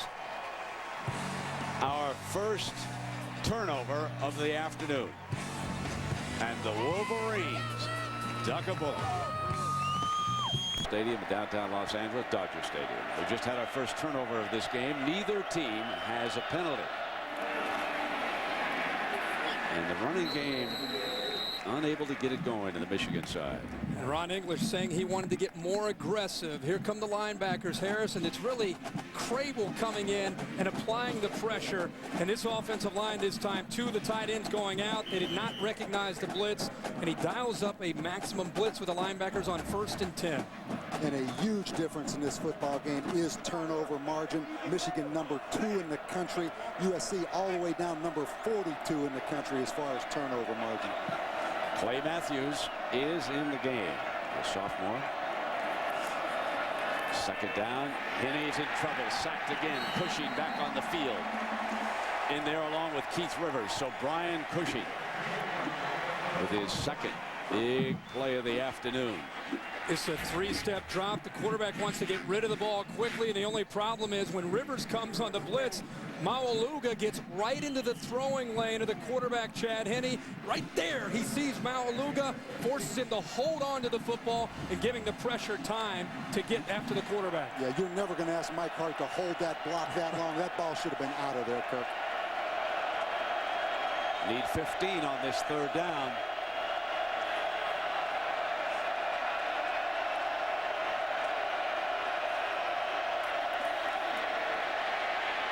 Steps up, fires, and he's got his first down in the middle of the field. Preston working against Ray. Maualuga, number 58, the sophomore from Eureka, California. And the great thing Chad Henne did again, he stepped up. He didn't look to scramble. He steps up to make the throw. That's the toughest thing on a defense right there. It's the second time, Coach, that we've seen this on 3rd down and long. The offensive line doing a great job giving Henne the time and the ability to step into the pocket towards the defense, and the defense was not able to stop his wide receivers again from the 3rd down conversion. So a 22-yard gain for the Wolverines, and a deep drop under pressure. Sacked again. 3rd time he's been sacked today. This time by Terrell Thomas coming off the corner, number 28. Cushing with a pair and Thomas with one. We keep saying blitz and blitz and blitz. Both these teams are coming up with pressure packages. This time it's a corner blitz from Terrell Thomas. The offensive line and the backs not on the same page. An easy sack that time for Thomas. Well, what happens? Both offenses are trying to keep the defenses off balance by throwing on 1st and 10, but the defensive coordinators know that, so they blitz them on 1st and 10. Let me correct myself. That's the 4th. I had forgotten the Sarge sack also earlier. So that's the 4th sack of the game. 2nd down and 18 for Henne and the Wolverines. Minor going nowhere. 3rd down and long. Cushing, another stop. Well, this offensive line has struggled here early in this game of giving their quarterback consistent time to throw the football.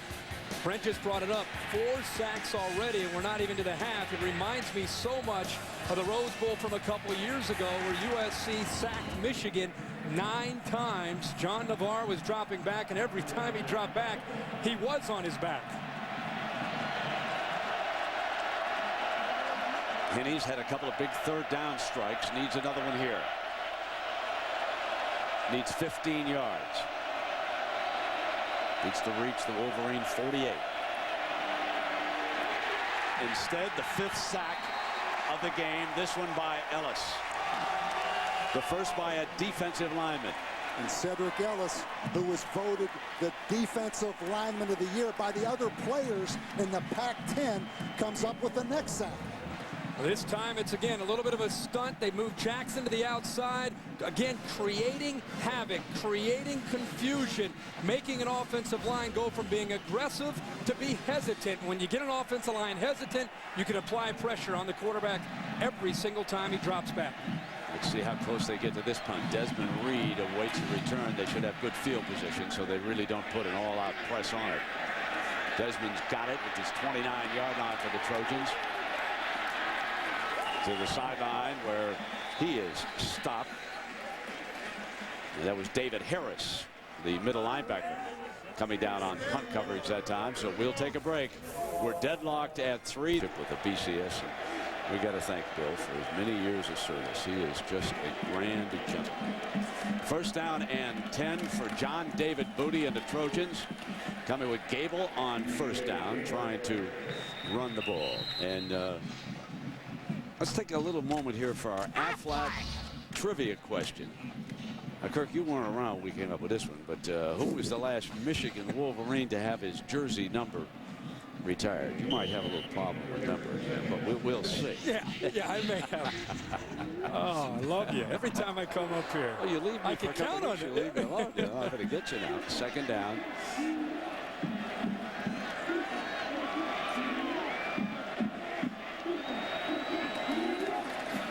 Quick snap to Jarrett. Jarrett breaking free of Morgan Trent for a couple of additional yards, close to midfield on that play, and enough for a first down. Not a single penalty yet in this football game. You have to love the way this USC offense, I know they only have 3 points, but they have bounced back from that UCLA game. A lot of people felt like they needed to get their swagger back. You kind of feel them starting to get that back right now. Well, certainly on their defense with those 5 sacks, Coach, huh?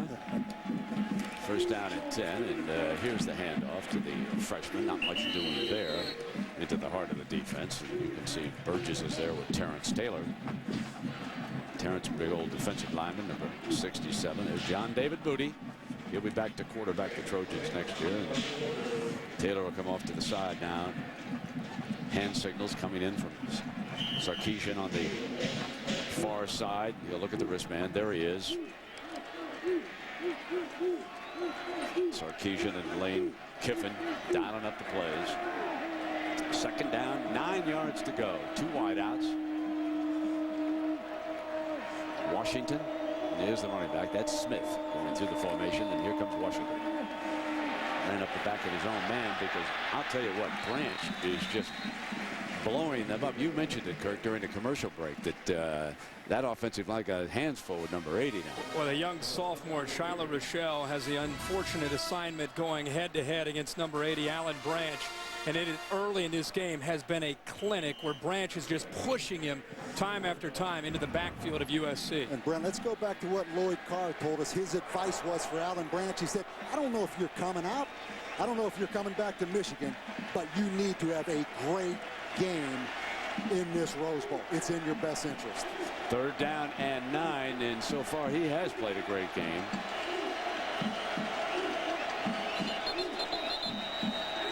Michigan had 10 defenders on the field. They're very fortunate. They tried to get him to go to the NFL, as you know. Exactly.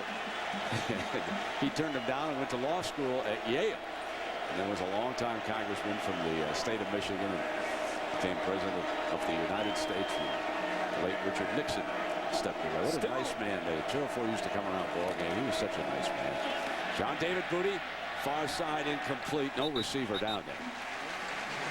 Was still a little confusion there from Michigan. Rondell Biggs unsure and going back to the left and back to the right before the snap. He's now walking off the field and talking with Brandon Harrison. I think there was still a little confusion, and Michigan fortunate it did not catch up to them there. These offenses are so well coached that confusion confused John David Booty.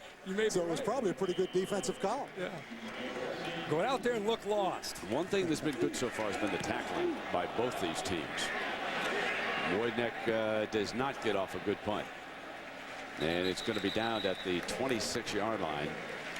Breston was back there, and he was probably very conscious of number 15, and that's only a 24-yard punt. John Saunders here with Craig James and Doug Flutie coming up at halftime. We're going to break down the first half. Well, including looking at USC's defense. Question mark for me was, would they show up? I'll show exactly what they've done. Oh, yeah, they've got 5 sacks. They got to get this quick rhythm passing in this game. We're going to have a lot of sacks in this game. Low scoring, a bit of a surprise. We'll talk about that. Plus, we'll show you highlights of all the other games played today. Right now, back up to Brink.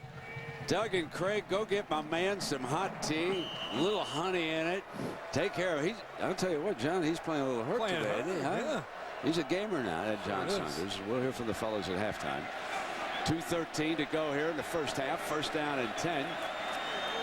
Reaching for the handoff. Here's Hart, who's had very little running room. This USC defense determined to take number 20 away. That's 8 carries for 16 yards. Average only 2 yards a carry against this rough defense with Keith Rivers there, number 55. So we could talk all we want about rhythm, passing, and what they need to do as far as giving Henny time to throw. I think it comes down to Mike DeBoer being able to establish the run in this second. Once we get into this halftime, moving into the second half, Michigan's offense cannot function without Mike Hart establishing some rhythm to then go back to Chad Henne and have the balance within that offense. Empty. Throw it to Preston. Short of the first down marker. Clay Matthews is back there. And Kirk, what you say is exactly right. I mean, let's face it, Michigan is a run-first offense. They run the ball about 64% of the time. I thought Michigan, quite honestly, would be able to run the ball on USC. But I'll tell you what, USC's defense has done a great job. You know, remember at the top of the broadcast, I said that Pete Carroll was concerned about Dallas Sartz. He had a sack early, but he has not been on the field for some time as Clay Matthews steps in. So we'll have to keep an eye on that story. 3rd down and 2. Here's Hart. Won't get it. Blown up first by Kerry Harris, the corner. Terrific job by the corner on run support there, Kirk. Absolutely. Harris is there to fill the void there. Kevin Ellison is a team guy himself. He takes on the block from the fullback. It frees up Harris to come in, and then the rest of the defense from USC. And, Coach, you can see the speed and the pursuit of that defense. Kirk, and again, these two offenses so similar. There is no surprises in this game for these defenses, and they are teeing off right now. USC will take its first time out of the game. A 4th down coming up. We want to see what they can do with the few remaining seconds. Well, fans, help decide the Pontiac game-changing performance of the year. Go to ESPN.com, and don't we all go there for scores, the highlights, all that stuff. And you vote there. Search Pontiac, I guess, is what you latch on to now to determine which school will win the $100,000 general. Recognition of what the offense is going to do. And because these offenses are so similar, these defenses are getting after it.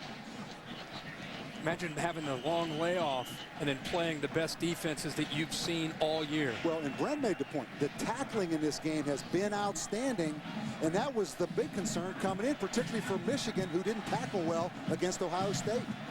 Let's go back to punt again. Booms this one. And Reed signals early for a fair catch. I guess he wants to give the offense as many seconds as he can. It's the norm for Mike Hart. How do you open? Revis with the ball on the tee. The sun starting to set here in Pasadena. And this will come out on the 20-yard line for John David. So our first half stats here, Kirk, and they run the football even though they're struggling right now on offense. They open with Jarrett in the slot. Patrick Turner is the 3rd wideout along with Steve Smith. So 3 wide for the Trojans.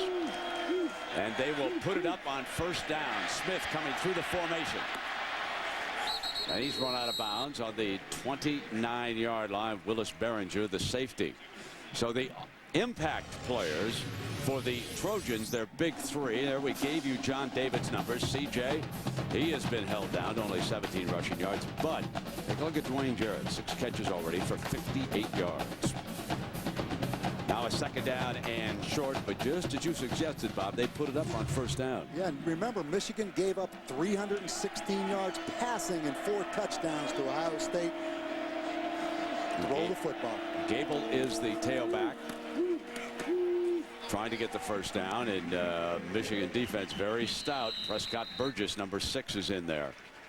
Short of the first down, and now the Trojans will face a third down. They have used as a fullback Alan Bradford, the freshman from San Bernardino. He goes off to the side now. It's amazing. USC had gone 63 straight games of scoring more than 20 points. Prior to the UCLA game, they scored 9. Here they are stuck on 3, but against a great defensive team. Mike Brittingham in at fullback the last time in. They threw to him, but he is lined up in a power fullback formation here. And he'll lead the way for Gable, and the Wolverines jump the play at the point of attack. Terrence Taylor gets there first, number 67, the sophomore from Muskegon. And this is the #1 rushing defense in the country. And I mean, they just attacked the line of scrimmage. The big nose guard, Terrence Taylor, at 315 pounds in the middle. So much talk about Alan Branch and Lamar Woodley. Terrence Taylor, often as a sophomore, goes unrecognized. Wojtek punts it, and Bruston. Fair catch signal at the 31-yard line. And so there, Chad Henne and the Wolves. Mike Hart averaging just a little over 2 yards a carry. He is in a deep set, you can see, behind Chad Henne. They're going to try him right away. A little bit of a gash. His longest run of the game was the opening offensive play. Ellis making the stop. We look at the Wolverines. We gave you Henne's passing stats. There you can see Mike Hart, 9 carries for 21. Mario Manningham with only 2 catches, Kirk, for 30 yards. We talked about Mike Hart and Michigan having to establish the run here in this second half. He's the spark plug. He's the emotional leader. I'm sure he is challenging that offensive line to step up and help him out in this offense out. Manningham's off to the left. They're going to run hard again. Got the first down. So it looks like they picked up the tempo a little bit, but they're running more to the right side, Bob. They favored the left side in that first half. Well, the other thing, Brent, Mike Hart's one of those guys, the more you give him the ball, even though he's small, the better he gets. 4 times this year, he's had over 30 carries. They're going to put it on his back now in this second half. And it was one of the first times we've seen since maybe the opening drive, the offensive line getting a good push and getting up to the linebackers there and giving Mike Hart some room to run. Arrington and freshman Greg Matthews are the wideouts. Matthews is off to Henne's right.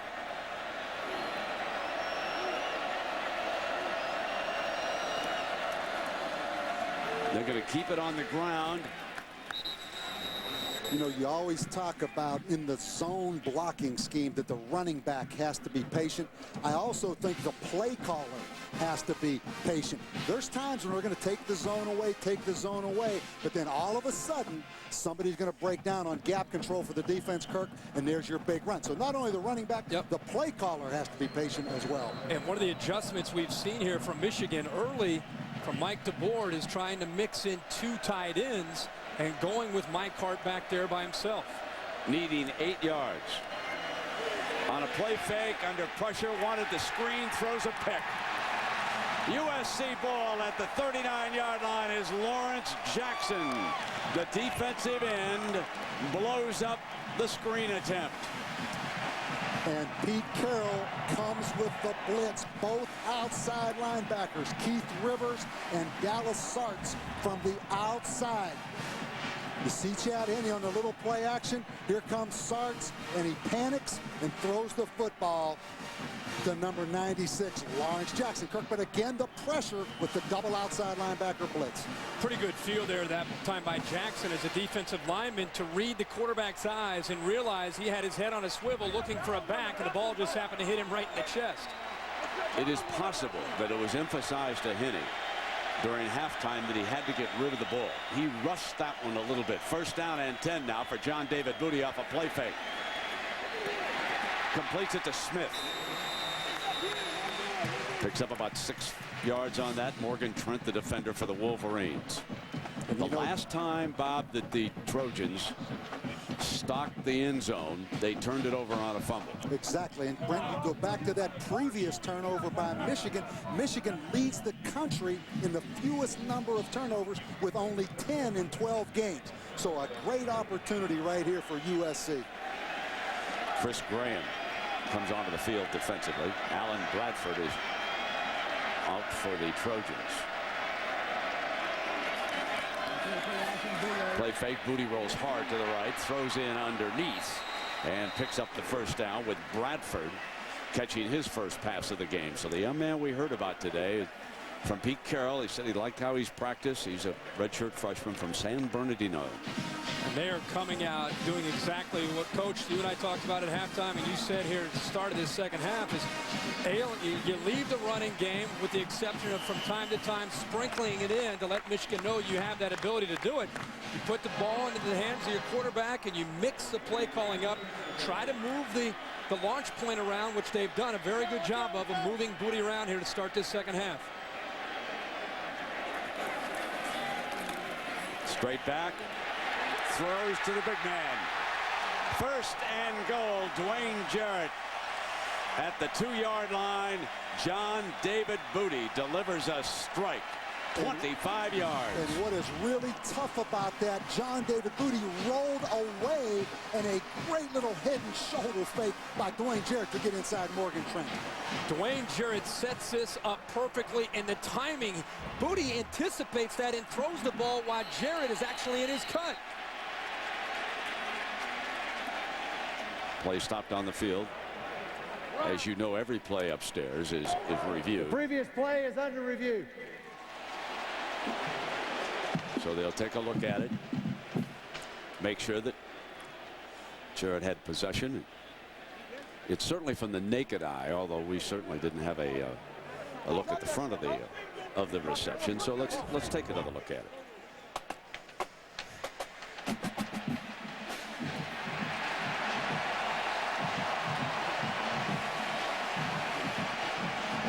That is once the contact comes over, safety doing a nice job of separating Jarrett from the ball. It's a matter of whether or not his knee is down before the ball comes out. I thought his right knee was down, but I am certainly not the decision maker in this process.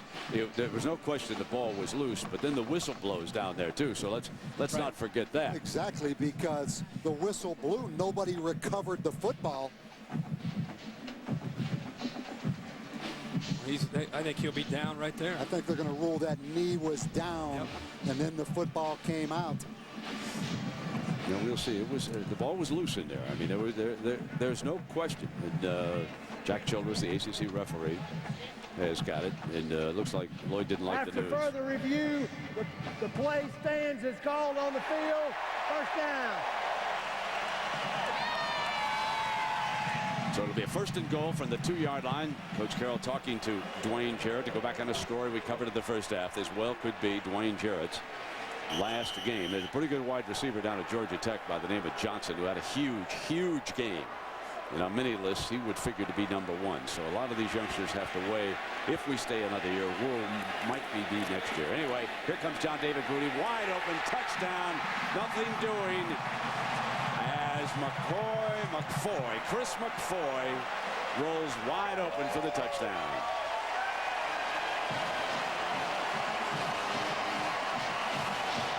Breakdown in coverage that time, and John David Booty's first touchdown pass in his last 6 quarters. The Trojans take advantage of the Michigan turnover.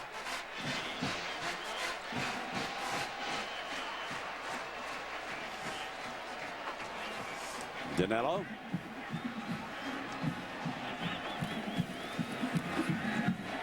Slips it inside the post. So the afternoon's first touchdown boosts the Trojans to a 7-point lead, 10-3, 8:43 remaining in the third quarter. SC high and short. Here comes Preston from the 12. Surrounded short of the 20-yard line. Tremendous coverage. Let's go back to the score. And this play action on the touchdown is really difficult to defend for this defensive back right here playing man-to-man coverage. He gets action right at him, but Chris McFoy runs away from him, and that's stealing right there. Throw and catch. McFoy getting away from the defender, and the play side defenders, I think, were consumed with Fred Davis, the tight end who was right in front of them. They all collapsed up front, making an easy throw to McFoy in the back of the end zone. Trailing for the second time this afternoon. Chad Henne changing it at the line. Running Hart. And there was Mamaluga as we check in with Bonnie Bernstein. Bonnie? Well, Brent, Michigan defensive coordinator Ron English up in arms after the busted play on that touchdown. That was example A of what it has driven him crazy the entire season. He said, we have veterans in the secondary, yet they haven't paid heed to the analogy that if you touch the hot stove once, you don't go back to the hot stove. You're supposed to follow your guy, play hard, execute, follow the goals we set at the beginning of the season. He doesn't have an explanation for what happened, but unfortunately, it's been a bad pattern for Michigan's pass defense all year. Second down and 8 coming up for Henne. And incidentally, Dallas Sartz, number 42, is back on the field. He missed most of the second quarter. Here's Hart. And he is being taken down by Keith Rivers, the junior from Lake Mary, Florida. He's a youngster who got away from the Gators. It was between Florida and USC, he told us, and he opted to come west. And Keith Rivers told us he went back home to Orlando, Florida over the Christmas break. Took a lot of grief from the Gator fans. But that time, again, one thing the zone play usually does, zone blocking, it takes away penetration. And that time, Keith Rivers just shot the gap. Those linebackers are flying downhill right now to Michael Hart before he even has his hands on the ball. 3rd and 7. Henne and the Wolverines need to get beyond the 30. In trouble, under pressure, incomplete, and it could have been picked off. That was Thomas, and a shot at it. Manningham, the intended target. Henne under enormous pressure. This is starting to remind me of the USC-UCLA game that you guys did about a month ago, but on the other side this Only time. opposite, because both defensive ends, Lawrence Jackson and Kyle Moore, almost forced that thing into an interception right there. Nice blitz again, mixing up the looks, confusing the offensive line is exactly what Pete Carroll wants to do. Now Mesko, early on in this game, he was under enormous pressure.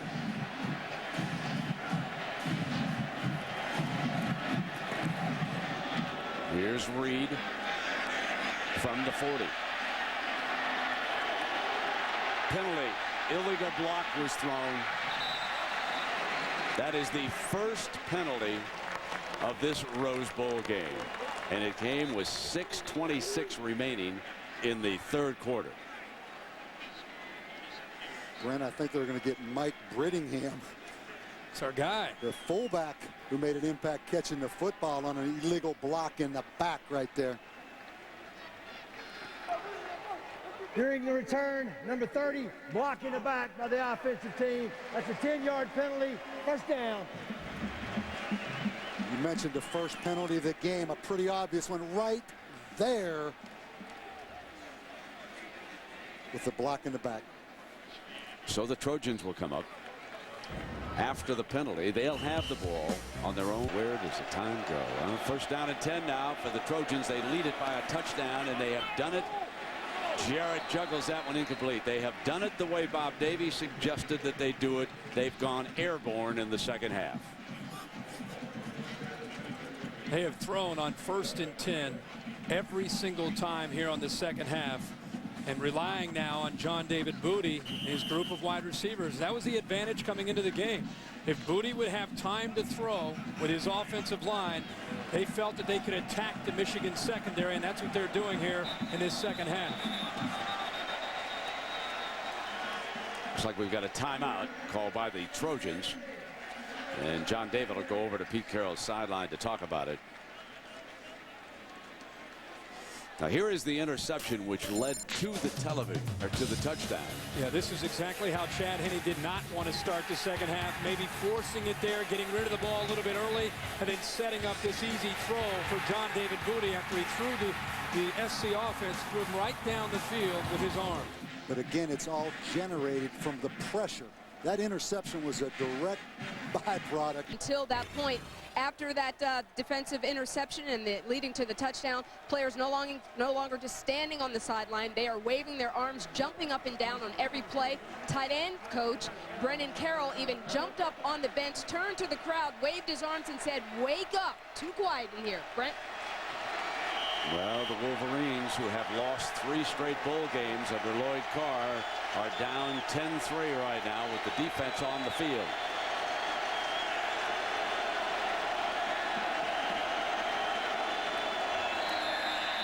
And you can, there's our second penalty, folks. You can book it.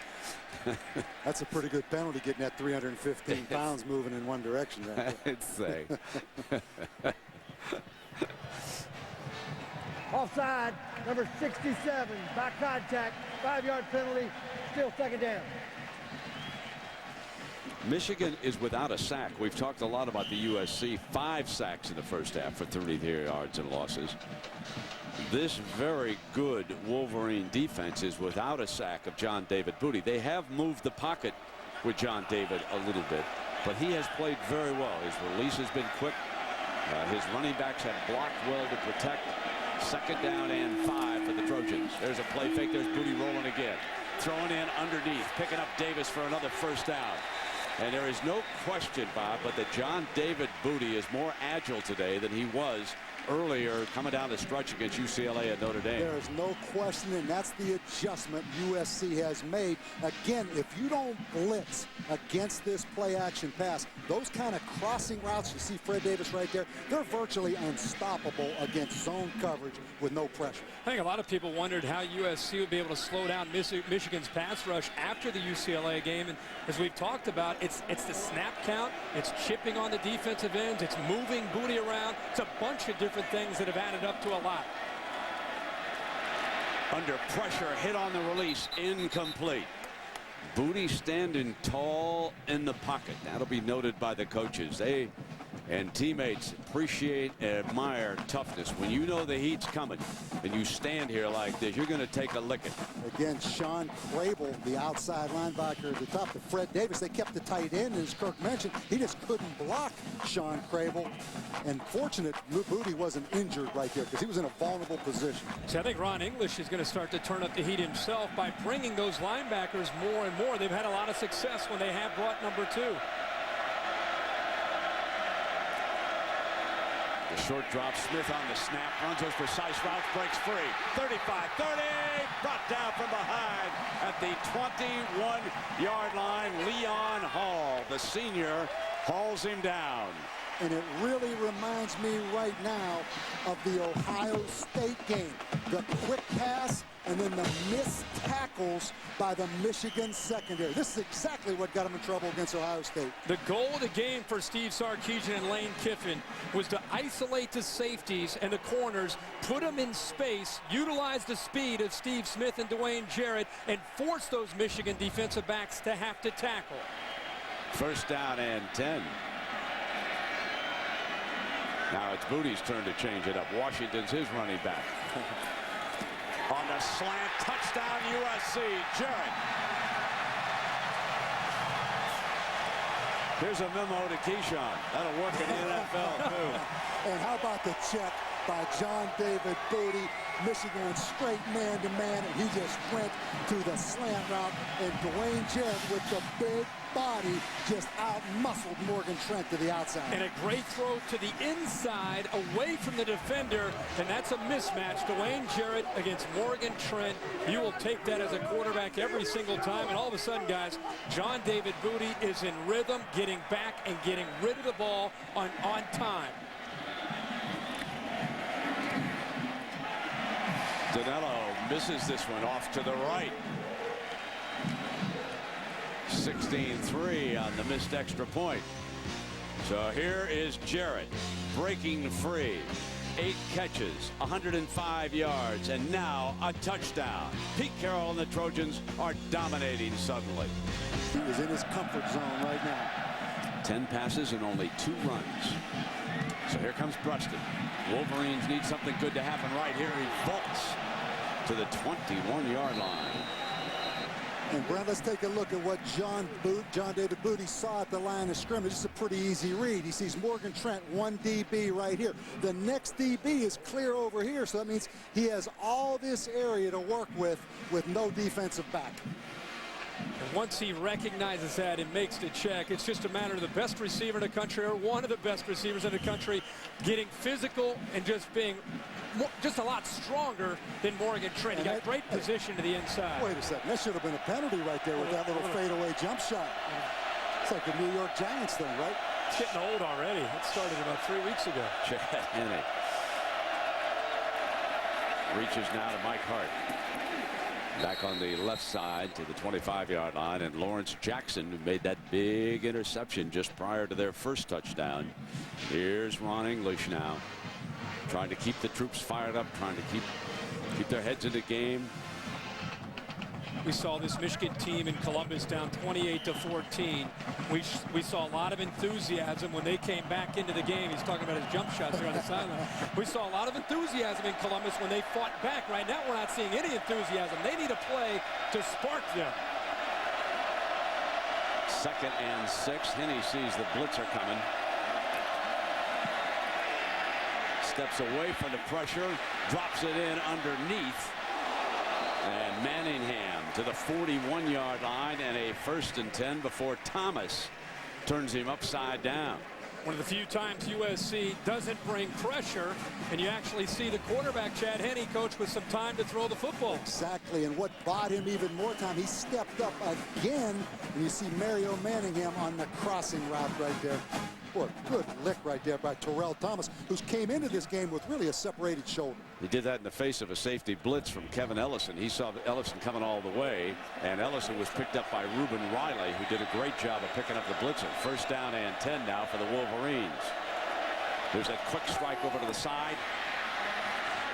Pick up a couple of yards, but not much, as Keith Rivers is over there with Kerry Harris, the corner, and Manningham quickly escorted by one of the side judges. Good officiating over there.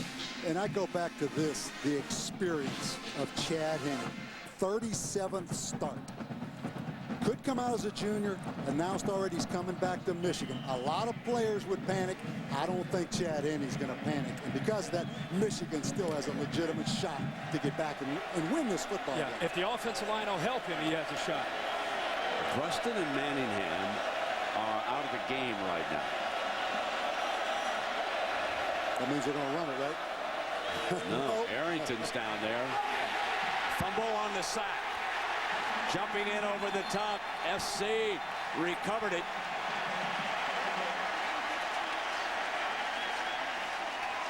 No question at the 31. Jack Childress is right there. Brian Cushing, his 3rd sack of the game, forces the fumble.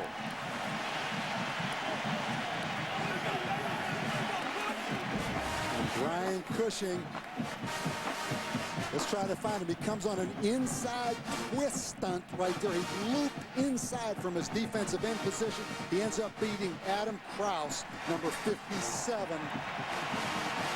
This is another huge turnover. And Jackson, Lawrence Jackson, who made the interception, recovers the fumble, and Carroll and the Trojan sideline explode. This is on its way to being a Pete Carroll clinic film. He's going to be able to use when people come in during spring ball to talk about his blitz schemes. This is exactly how he envisioned this football game going with his defense against this Michigan offense. 1st and 10, and Pete Carroll telling us the other day he's about to bring in what he thinks is his best recruiting class ever. As John David Booty throws a strike, almost one-handed by Jarrett, had the left mid on it. Overled him just a little bit. Jarrett had broken free at the end, and John David knows it. Just a few inches difference, and that would have been another 6. Well, they had exactly what they wanted right there. A little outside moving and stem back inside, and he beats the safety Willis Behringer. And even when he doesn't catch it, it kind of looks spectacular, doesn't it? Yeah, well, Behringer brought onto the post corner to the outside, making it so easy. And well, that's one you typically would see Booty and Jarrett connect on. Now 2nd and 10 for John David. Drops it off in the flat. He overthrows. Was it a lateral? There's a youngster reacting well to that as Gable went after the ball in case it was thrown behind him. It would have been a free football out of bounds on that side. Second half, talk about bowl games and intersectional matchups. Pac-10, Big Ten. First half, not so much, but second half, we're seeing a lot of speed from USC against the Michigan defense and an offense that just cannot stay on the field with the Wolverine, with the USC team right now. 3rd and 10.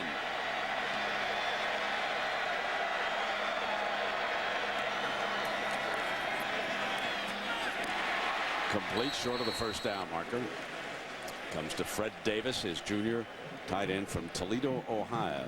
Brandon Harrison makes a stop. One guy we need to talk about today is Kyle Williams, number 78, the offensive tackle. I mean, this guy had 3 false starts against UCLA. He was crucified in this city for his performance. He left the team for one day. He came back. It's good to see him playing well and bouncing back.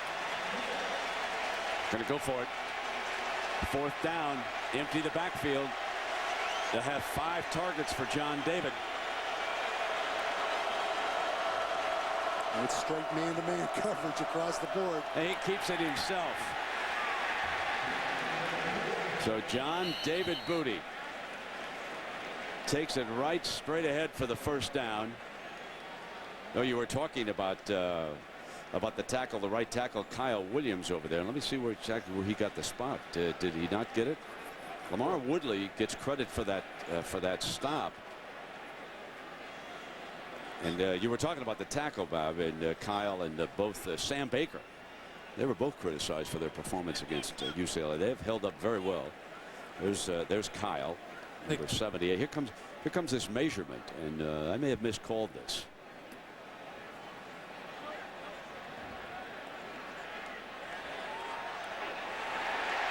Nope, first down. Not very often you don't hit it right now. Huh? I'll tell you what. Starting the season in the right way. I know. I sweat now. I know. That was luck. Pure luck. Well, they felt the pressure from the outside. When you lose one like that. 3rd down and 10. John David firing middle. Strike to the 9-yard line and a first down. That is Smith. So Steve Smith, now he's a senior, and he'll be interesting to watch because he'll get a chance in the National Football League, too. And we talked about Kyle Williams, 78. Right there you see John David Booty step up and deliver the football, something against UCLA he didn't do. He stepped up and panicked right there because Lamar Woodley was coming around the corner. And a thing that I see that Steve Sarkisian and Lane Kiffin are having John David Booty do, attack the middle of that Michigan defense right behind the linebackers between the safeties. Terrific performance by John David. Empty again. High and incomplete. Going to Jarrett. Now it'll be 2nd down and goal. You know, we were around the football complex. You got the feeling that Mark Sanchez, everybody talks about the backup quarterback, the coaches included, how much talent Mark Sanchez has. I had the feeling coming to this game, John David Booty really did need to play outstanding, or Mark Sanchez might be in this football game. Well, I'll tell you one thing. Sanchez will have a chance, there he is, number 6, to win the job regardless of what happens today. Pete Carroll told us everything is wide open when he comes to spring practice. And with this talented freshman class, he said every job will be up for grabs, including the quarterback, no matter what happens. Throws incomplete. Twice tried to go to Jarrett, and Brandon Harrison was there on number 8. And young, talented wide receiver from New Jersey, New Brunswick, New Jersey. He says that about his quarterback. And if he wins this game, replacing Matt Leinart with all the offense that they lost, and he finishes with 11 wins and probably close to a top 5 finish, he might say that to try to light a fire to keep him motivated with Mark Sanchez, but it would be tough to take John David Booty after all that game experience from this year out of that lineup for the 07 season. So here's your 3rd and goal now for the Trojans. And they're going to call a timeout. So they'll use up the second one with 58 seconds remaining in goal. There's going to be a little bit different kind of pressure up in Michigan, though, if they lose it. We're going to talk about this in the 4th quarter. 3rd down and goal. John David Booty with the backfield empty. Touchdown, no. Wave it off. Thought he had it for a second. I thought Jarrett was going to grab it. They wave it off. So it is 4th down, and they send the field goal unit on the field. Again, Coach, attacking the middle of the defense where there is just huge voids in the Michigan secondary. Tell you what, though, Willis Behringer made a great play right there and jarred that football. David Harris coming in really got the football out. But you're right, Kirk. The middle of that field is open right there. How about David Harris? That's a heck of a play for a linebacker. That is a great play. That's what it'll be like when he plays Sunday football. Sounds like we're reviewing this. Yeah, I think that, again, on the college indisputable, they should be able to make the decision that quick because that is indisputable evidence. For whatever reason, it's been a challenge throughout the 06 season, but today it's been outstanding.